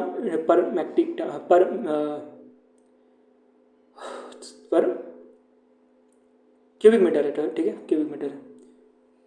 ऐसा नहीं, मैं ऑफलाइन क्लास में भी 1 घंटा पढ़ा लेता हूँ, बट यूट्यूब में पढ़ाने में चक्कर होता है कि थोड़ा जल्दी पढ़ाना पड़ता है। ऑफलाइन में थोड़ा रेस्ट ले लो, आराम से पढ़ाओ, बच्चों को कुछ बोल दो, ये याद कर लो, वो याद कर लो, बट ऑनलाइन में यार बच्चे ही नहीं है, किससे बात करें। चलो खुद ही से बात कर रहे हैं। नेक्स्ट चलते हैं। यूनियन मिनिस्टर भूपेंद्र यादव ने लॉन्च किया ministry of environment, forest and climate change के मिनिस्टर है, इन्होंने इनॉग्रेट किया है 24th edition of world sustainable development summit 2025 का। इसका थीम जो है बहुत इंपॉर्टेंट है, एग्जाम के लिए वो आपको याद रखना है, वो है partnership for accelerating sustainable development and climate solution. इसको जो है होस्ट किया गया है by energy and resource institute जो कि तहरी है, और इन्होंने पार्टनर किया है सस्टेनेबल डेवलपमेंट लीडरशिप अवार्ड 2025 का, ठीक है। तो इन्होंने जो है कुछ पर्सन के नाम है जिसको ऑनर किया गया है, वो इंपॉर्टेंट है। पहला है भायत जगदियो जो कि वाइस प्रेसिडेंट ऑफ गुआना है। इन्होंने जो है ग्राउंड ब्रेकिंग कंट्रीब्यूशन किया है क्लाइमेट चेंज के लिए, ठीक है, क्लाइमेट चेंज के लिए ग्राउंड ब्रेकिंग कंट्रीब्यूशन किया है, ठीक है। और इनको जो अवार्ड मिला है, इनको मिला है कि लो कार्बन डेवलपमेंट स्ट्रेटेजी निकाली थी 2009 में, उसकी वजह से ये अवार्ड दिया गया है, ठीक है। नेक्स्ट जो है अवार्ड दिया गया है मरीना सिल्वा साको जो कि ministry of environment and climate change Brazil के हैं, कि इन्होंने बहुत अच्छा काम किया क्लाइमेट एक्शन और सस्टेनेबिलिटी जो है उसको बढ़ाने के लिए। तो इन्होंने ब्राज़ील में अमेज़न का जो डिफॉरेस्टेशन है वो 46% तक जो है वो कम कर दिया था, और जो कि 9 साल जो है सबसे ज़्यादा लो हो भी गया था, ठीक है। थोड़ा बहुत चीज़ खुद से पढ़ लेना, जो इंपॉर्टेंट चीज़ें मैं आपको पढ़ाता हूँ लास्ट में। अब मेरी हवा टाइट हो रही है बहुत ज़्यादा। नेक्स्ट चलता है जियो प्लेटफॉर्म लिमिटेड ने पार्टनर किया है भारतीय एयरटेल लिमिटेड के साथ, और ये दोनों के दोनों एंटर करने वाले हैं स्पेसएक्स के साथ, ठीक है। तो दोनों के साथ पार्टनर करके स्पेसएक्स के साथ जो है स्टारलिंक सैटेलाइट इंटरनेट सर्विस जो है वो बनानी जा रही है। तो स्टारलिंक के बारे में पता होगा, ये क्या करेगा, ये जो है सेटेलाइट इंटरनेट देने का काम करता है, जिसमें आपको जो भी इंटरनेट है वो सेटेलाइट के थ्रू मिल जाएगा। और ये हेल्पफुल रहेगा जो रिमोट एरिया में रहता है, हिली एरिया में रहता है, जहाँ पे टावर पॉसिबल नहीं है पहुँचाना। अब टावर कहीं तो कहीं पहुँच रहा है, इसका ना वो भी जो है वायर के थ्रू ही जा रहा होता है। तो जहाँ पे टावर नहीं पहुँच सकता, जहाँ पे रिमोट एरिया है, जहाँ पे टावर लग नहीं सकता, वायर नहीं पहुँच सकता, वहाँ पे जो है स्टारलिंक का जो इंटरनेट सर्विस है वो बहुत हेल्प कर सकता है हमारे इंडिया में। तो उसी के लिए जो है जियो प्लेटफॉर्म यूज़ किया जा रहा है, उसके बाद भारतीय एयरटेल के साथ पार्टनर करके ये किया जा रहा है, ठीक है। तो इसके अंदर बोला जा रहा है, ये एम करता है कि जो एग्जिस्टिंग नेटवर्क है उसके साथ एग्जिस्टिंग नेटवर्क है उसको एनहेंस करेगा, इसके साथ जो कवरेज है रिमोट रीजन में वो भी बढ़ाने का काम करेगा, ठीक है। तो स्टारलिंक सैटेलाइट की बात करें तो स्टारलिंक सैटेलाइट को जो है स्टारलिंक सर्विस ने बनाया है, जो कि स्पेस एक्स बेस्ड है, और इसको जो है लो अर्थ ऑर्बिट में उड़ाया जाएगा, ठीक है। तो लो अर्थ ऑर्बिट में उड़ेगा, और इसके अंदर का जो है डिफेंस को भी जो है इसका लाभ होगा, क्योंकि डिफेंस में कोई जगह बहुत कई नहीं, बहुत जगह पे ऐसे है जहाँ पे नेटवर्क नहीं पहुँचता, तो वहाँ पे जो है नेटवर्क पहुँचाने का काम करेगा। अब डिफेंस की बात कर ही लिए तो डिफेंस के न्यूज़ पढ़ लेते हैं नेक्स्ट। तो डिफेंस का न्यूज़ आ रहा है, सोलर डिफेंस एरोस्पेस लिमिटेड, जो कि एक तरह का सब्सिडरी है सोलर इंडस्ट्री इंडिया लिमिटेड के। तो इन्होंने एक कॉन्ट्रैक्ट साइन किया है 239 करोड़ रुपए का, और ये जो है कॉन्ट्रैक्ट मिनिस्ट्री ऑफ डिफेंस का साइन किया है। और इन्होंने बोला है कि हम जो है मल्टी मॉडल हैंड ग्रेनेड जो है 1 साल के अंदर ही जो है आपको देंगे। अब ये मल्टी मॉडल हैंड ग्रेनेड होता है क्या, उसको समझते हैं। अब देखिए, आर्मी के पास 2 ग्रेनेड होता है, एक होता है डिफेंस के लिए, एक होता है अटैक के लिए। तो जब कभी डिफेंस करना होता है तो डिफेंस वाला ग्रेनेड फेंकते हैं, और जब कभी अटैक करना होता है तो अटैक वाला ग्रेनेड फेंकते हैं। तो इसमें प्रॉब्लम क्या होता है कि 2 ग्रेनेड जो है कैरी करना पड़ता है, और किसी वजह कन्फ्यूजन की वजह से मान लीजिए कोई आर्मी ने डिफेंस से अटैक फेंक दिया, अटैक के डिफेंस फेंक दिया, तब तो भाई तब तो सोचो कि क्या हो गया, मोया मोया हो जाएगा। तो इसके लिए जो है डुअल मोड फंक्शनैलिटी, जो कि दोनों का दोनों ग्रेनेड एक ही ग्रेनेड में रहेंगे, जिसको मल्टी मोड ग्रेनेड बोला जा रहा है। तो ये जो है सोलर डिफेंस एरोस्पेस लिमिटेड देने का काम करेगी, ठीक है। तो सोलर इंडस्ट्री इंडिया लिमिटेड जो है बात करें तो ये एक सोलर ग्रुप का फ्लैगशिप क्या है, ये एक कंपनी है, ठीक है। तो ये मोस्टली माइनिंग इंफ्रास्ट्रक्चर और डिफेंस इक्विपमेंट बनाने का काम करती है। नेक्स्ट चलते हैं डिफेंस का न्यूज़, वो आ रहा है इंडियन एयरफोर्स कंडक्ट करने वाला है कॉम्बैट ऑपरेशन ट्रेनिंग एक्सरसाइज, और ये जो है बहुत सुंदर जगह है यार। मैं गया था मेघालय में, शिलोंग में, ठीक है। तो उमन प्रोनाउंसिएशन नहीं हो पा रही मुझसे, उमियन लेक जो है ये है, जिसमें ये एक्सरसाइज होने वाली है, जिसमें इंडियन एयरफोर्स जो है, इंडियन आर्मी का जो स्पेशल फोर्स है, इंडियन नेवी है, इनके साथ पार्टनर करके यहाँ पे एक्सरसाइज करेगी। ये देखो कितना सुंदर जगह है ना, ये शिलोंग जब जाते हैं उसके बीच में ये सुंदर जगह आती है, और बहुत सुंदर जगह है ये, जहाँ पे एनसीसी के जो कैडेट्स हैं, जो शिलोंग में जो एनसीसी के कैडेट है वो भी आएंगे, और ये एक्सरसाइज को वॉच करेंगे, देखेंगे कि कैसे जो है मिलिट्री एक्सरसाइज होते हैं, क्योंकि फ्यूचर में यही जो है मिलिट्री में घुस भी सकते हैं, ठीक है, इनमें से। तो इनको जो है दिखाई भी जाएगा, ऐसा कुछ कहना है इंडियन एयरफोर्स का, ठीक है। तो इस एक्सरसाइज की बात करें तो इसमें डिफरेंट चीज़ें होंगी, जैसे लबर बोट्स, पैराशूट जंप्स, उसके साथ हेली कास्टिंग, ये सब भी होगी। उसके बाद N32 C-130J जो एक तरह से हरकुलस है वो आएगा। उसके बाद MiG-17 जो इंडियन एयरफोर्स का ट्रांसपोर्ट हेलीकॉप्टर है, ये भी जो है पार्ट लेने वाला है। ये सब कुछ जो है पार्ट लेंगे इस एक्सरसाइज में। नेक्स्ट चलता है, नेक्स्ट आ रहा है मिनिस्ट्री ऑफ डिफेंस की तरफ से, कि मिनिस्ट्री ऑफ डिफेंस ने 248 मिलियन का कॉन्ट्रैक्ट साइन किया है रशिया के साथ। रशिया के साथ कौन सी कंपनी, रासोबो रो एक्सपो क्या है पता नहीं, पोर्ट जो भी है, इनके साथ साइन किया कि ये जो है पोकलैंड करने वाले हैं 1000 हॉर्स पावर इंजन, जो कि यूज़ होगा T-72 टैंक्स में, ठीक है। तो T-72 टैंक्स दे सकते हो। तो ये एक तरह से इंजन इसमें जो है यूज़ करने वाला है, और ये जो है रशिया की कंपनी से पोकलैंड किया जाएगा। आपको मैंने बताया कि इंडिया जो है 36% जो है रशिया से पोकलैंड करता है, तो उसमें से एक पोकलैंड आपको ये मिल रहा होगा। ये टैंक की बात करें तो फुली बिल्ड, सेमी नॉकडाउन और कम्प्लीटली नॉकडाउन, ये सब फैसिलिटी इसमें रहती है। और ये जो है as a transfer of technology के तौर पे दिया जाएगा, मतलब जो भी टेक्नोलॉजी इनके पास है, ये इंजन का horse power 1000 horse power engine का, वो टेक्नोलॉजी जो है इंडिया के जो डिफेंस मिनिस्ट्री ऑफ डिफेंस के पास है वो सौंपी जाएगी बाय अलाउइंग इंडिया के जो आर्मर्ड व्हीकल निगम लिमिटेड है, जो कि तमिलनाडु बेस्ड है, इनको सौंप के धीरे धीरे सौंपा जाएगा। एक बार में अगर पूरा खाना खिला दे तो फिर कुछ याद नहीं रहेगा, तो इसलिए धीरे धीरे जो है इनको सिखाया जाएगा। और उसके बाद जो है इंडिया में ही जो है ये इंजन भी मैन्युफैक्चर होने का काम करेगा, ठीक है। और ये किसने साइन किया है, रशिया के कोई एक क्या नाम है यार, रोपो करके कोई है, उनके साथ। नेक्स्ट चलता है एक्सरसाइज की बात करें तो सी ड्रैगन 2025 का नेवल एक्सरसाइज हो रहा था, और इसमें यूएसए की नेवी, इंडिया की नेवी और बहुत सारी नेवी जो है पार्ट लेके ये एक्सरसाइज को कर रहे थे। और ये एक्सरसाइज जो है गुलाम कोस्ट, जो कि वेस्टर्न पैसिफिक ओशन में है, वहाँ पे हो रहा था, ठीक है। तो इसकी बात करें तो इसमें पार्टिसिपेंट आपको मिलेगा यूएस की आर्मी, इंडियन नेवी की आर्मी, जापान की आर्मी, फिर ऑस्ट्रेलिया की आर्मी और कोरिया की आर्मी। ये सारे के सारे आर्मी नहीं, सॉरी, नेवी और एयरफोर्स जो है पार्ट लेके ये एक्सरसाइज कर रहे थे। ये एक्सरसाइज का काम क्या होने वाला है, ये एंटी सबमरीन वॉरफेयर की तरह काम करेंगे ये एक्सरसाइज में, ठीक है। एंटी सबमरीन वॉरफेयर मतलब आपको सबमरीन है, सबमरीन में कुछ अटैक हो गया तो उसको कैसे बचाया जाए, तो उसके लिए जो है ये एक्सरसाइज कर रहे हैं, ठीक है। तो इंडिया जो है पार्टिसिपेट करने वाली है सी ड्रैगन 2025 में विथ P8I मापा के साथ, ठीक है। तो ये एक तरह का बोइंग का जो है ये प्लेन है जो कि मैन्युफैक्चर किया गया है बाई बोइंग। और ये जो आप देख रहे हो ना, ये MPR इतना इंपॉर्टेंट नहीं है, बस आपको पता होना चाहिए कि P/8I एक प्लेन है जो कि इंडियन नेवी यूज़ करती है, जिसको बोइंग बनाता है US बेस्ड, और वो जो है इंडियन नेवी यूज़ करने वाली है इस एक्सरसाइज में। ये पॉइंट आपको पता होना चाहिए। नेक्स्ट चलता है 12th खंजर खोज दिया, अरे पीछे से 12th खंजर एक्सरसाइज जो है वो हो रहा है इंडिया और कागिस्तान के बीच में, ठीक है। तो ये कागिस्तान में कोई लोकेशन है वहाँ पे होने जा रहा है, जो कि एक तरह से जॉइंट ऑपरेशन है जिसके अंतर्गत अर्बन वेलफेयर कैसे की जाए, सिटी में कैसे फाइट की जाए, उसके बाद काउंटर टूरिज्म टैक्टिक्स कैसे सीखी जाए, उसके लिए जो है ये एक्सरसाइज होती है, ठीक है। तो इसमें पार्टिसिपेंट कौन कौन है वो इंपॉर्टेंट है एग्जाम के लिए। तो इसमें पैराशूट रेजिमेंट जो इंडिया की है वो पार्टिसिपेट कर रही है, उसके साथ कागिस्तान की जो स्कॉर्पियन जो ब्रिगेड्स है वो पार्टिसिपेट कर रही है। नेक्स्ट 2 एक्सरसाइज है जो कि बे ऑफ बंगाल में हो रही है, और इंडिया बांग्लादेश के बीच में ये 2 एक्सरसाइज हर साल ही होती है। तो 6th कॉर्पेट एक्सरसाइज और 4th बांगो सागर एक्सरसाइज, तो ये दोनों के दोनों एक्सरसाइज जो है बे ऑफ बंगाल में इंडिया और बांग्लादेश कर रही थी।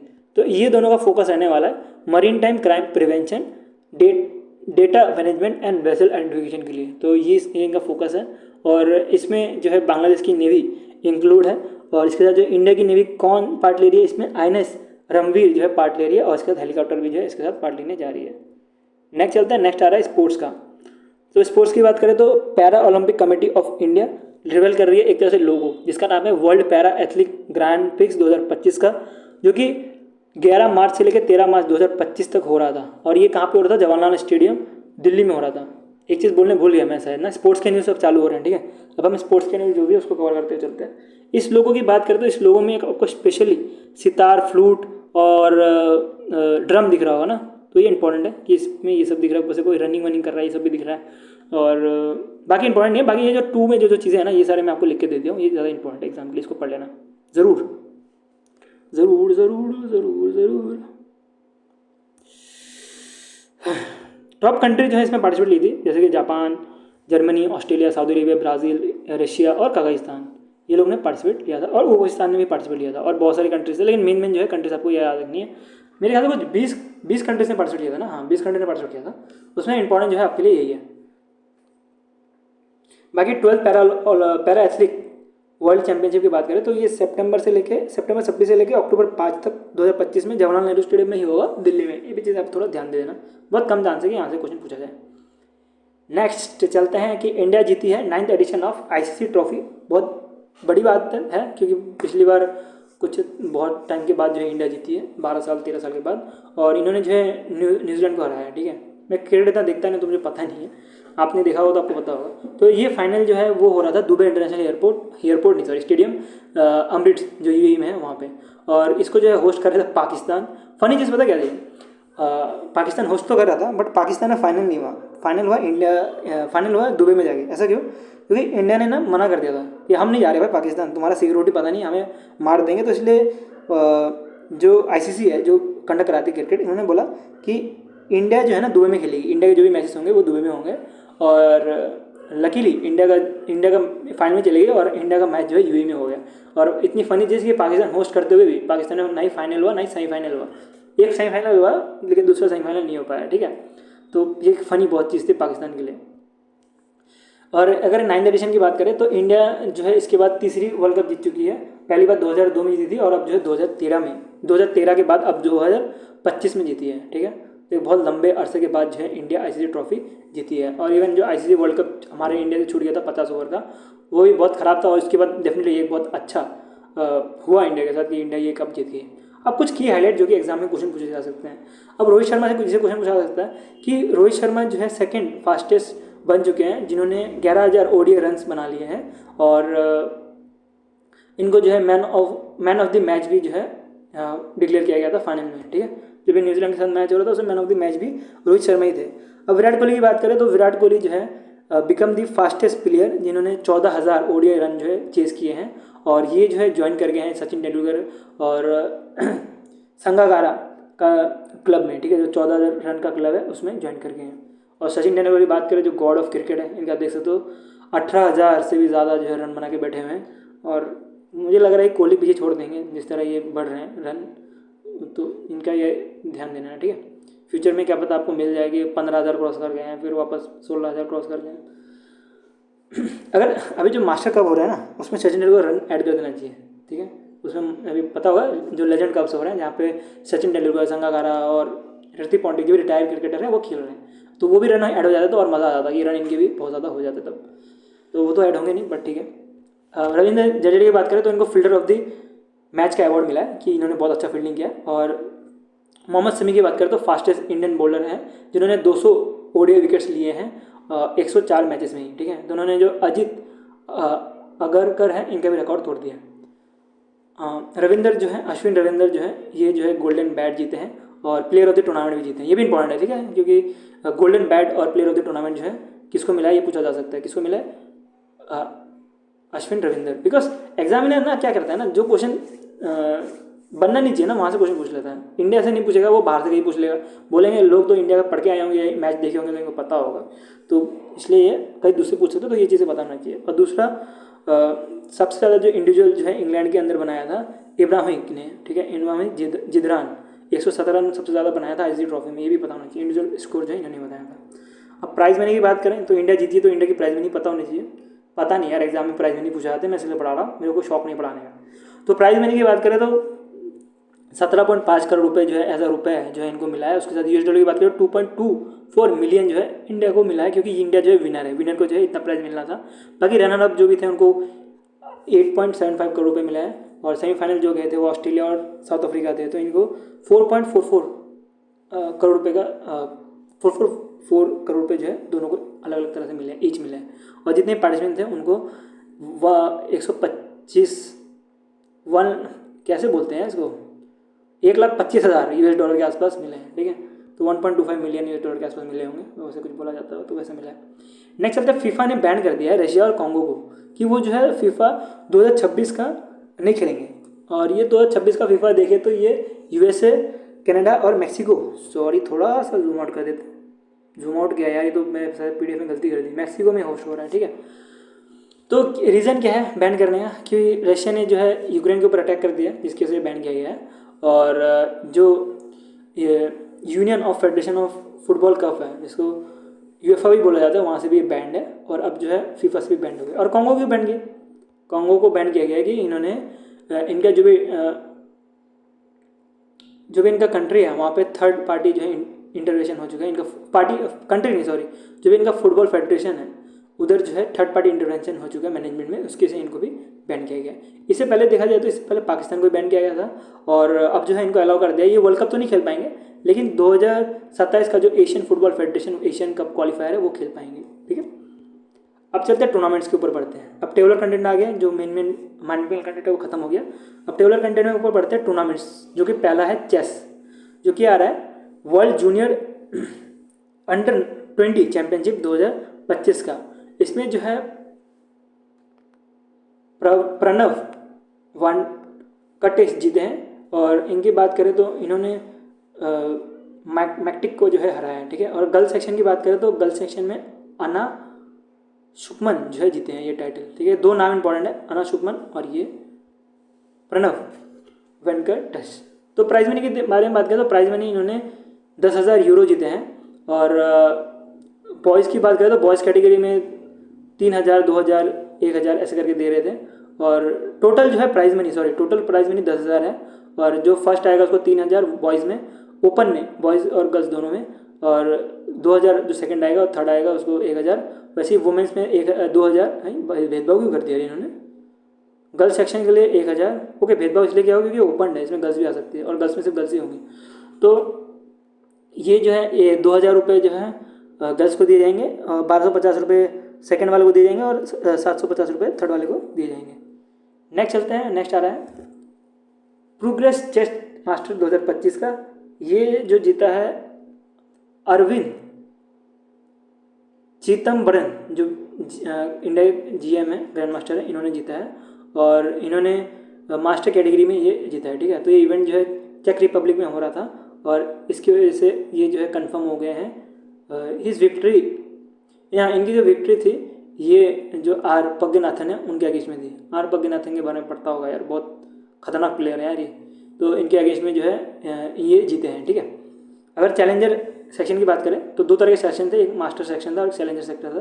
तो चैलेंजर सेक्शन में जो दिव्या देशमुख इन्होंने जीता है और इन्होंने हराया है, ये पता नहीं कौन सा वो अजीब सही नाम है, साइतामा को इन्होंने हराया है। नेक्स्ट होता है 6th edition of Asian women खिलाड़ी चैंपियनशिप। ये इंडिया की जो वुमेन टीम है इन्होंने जीता है।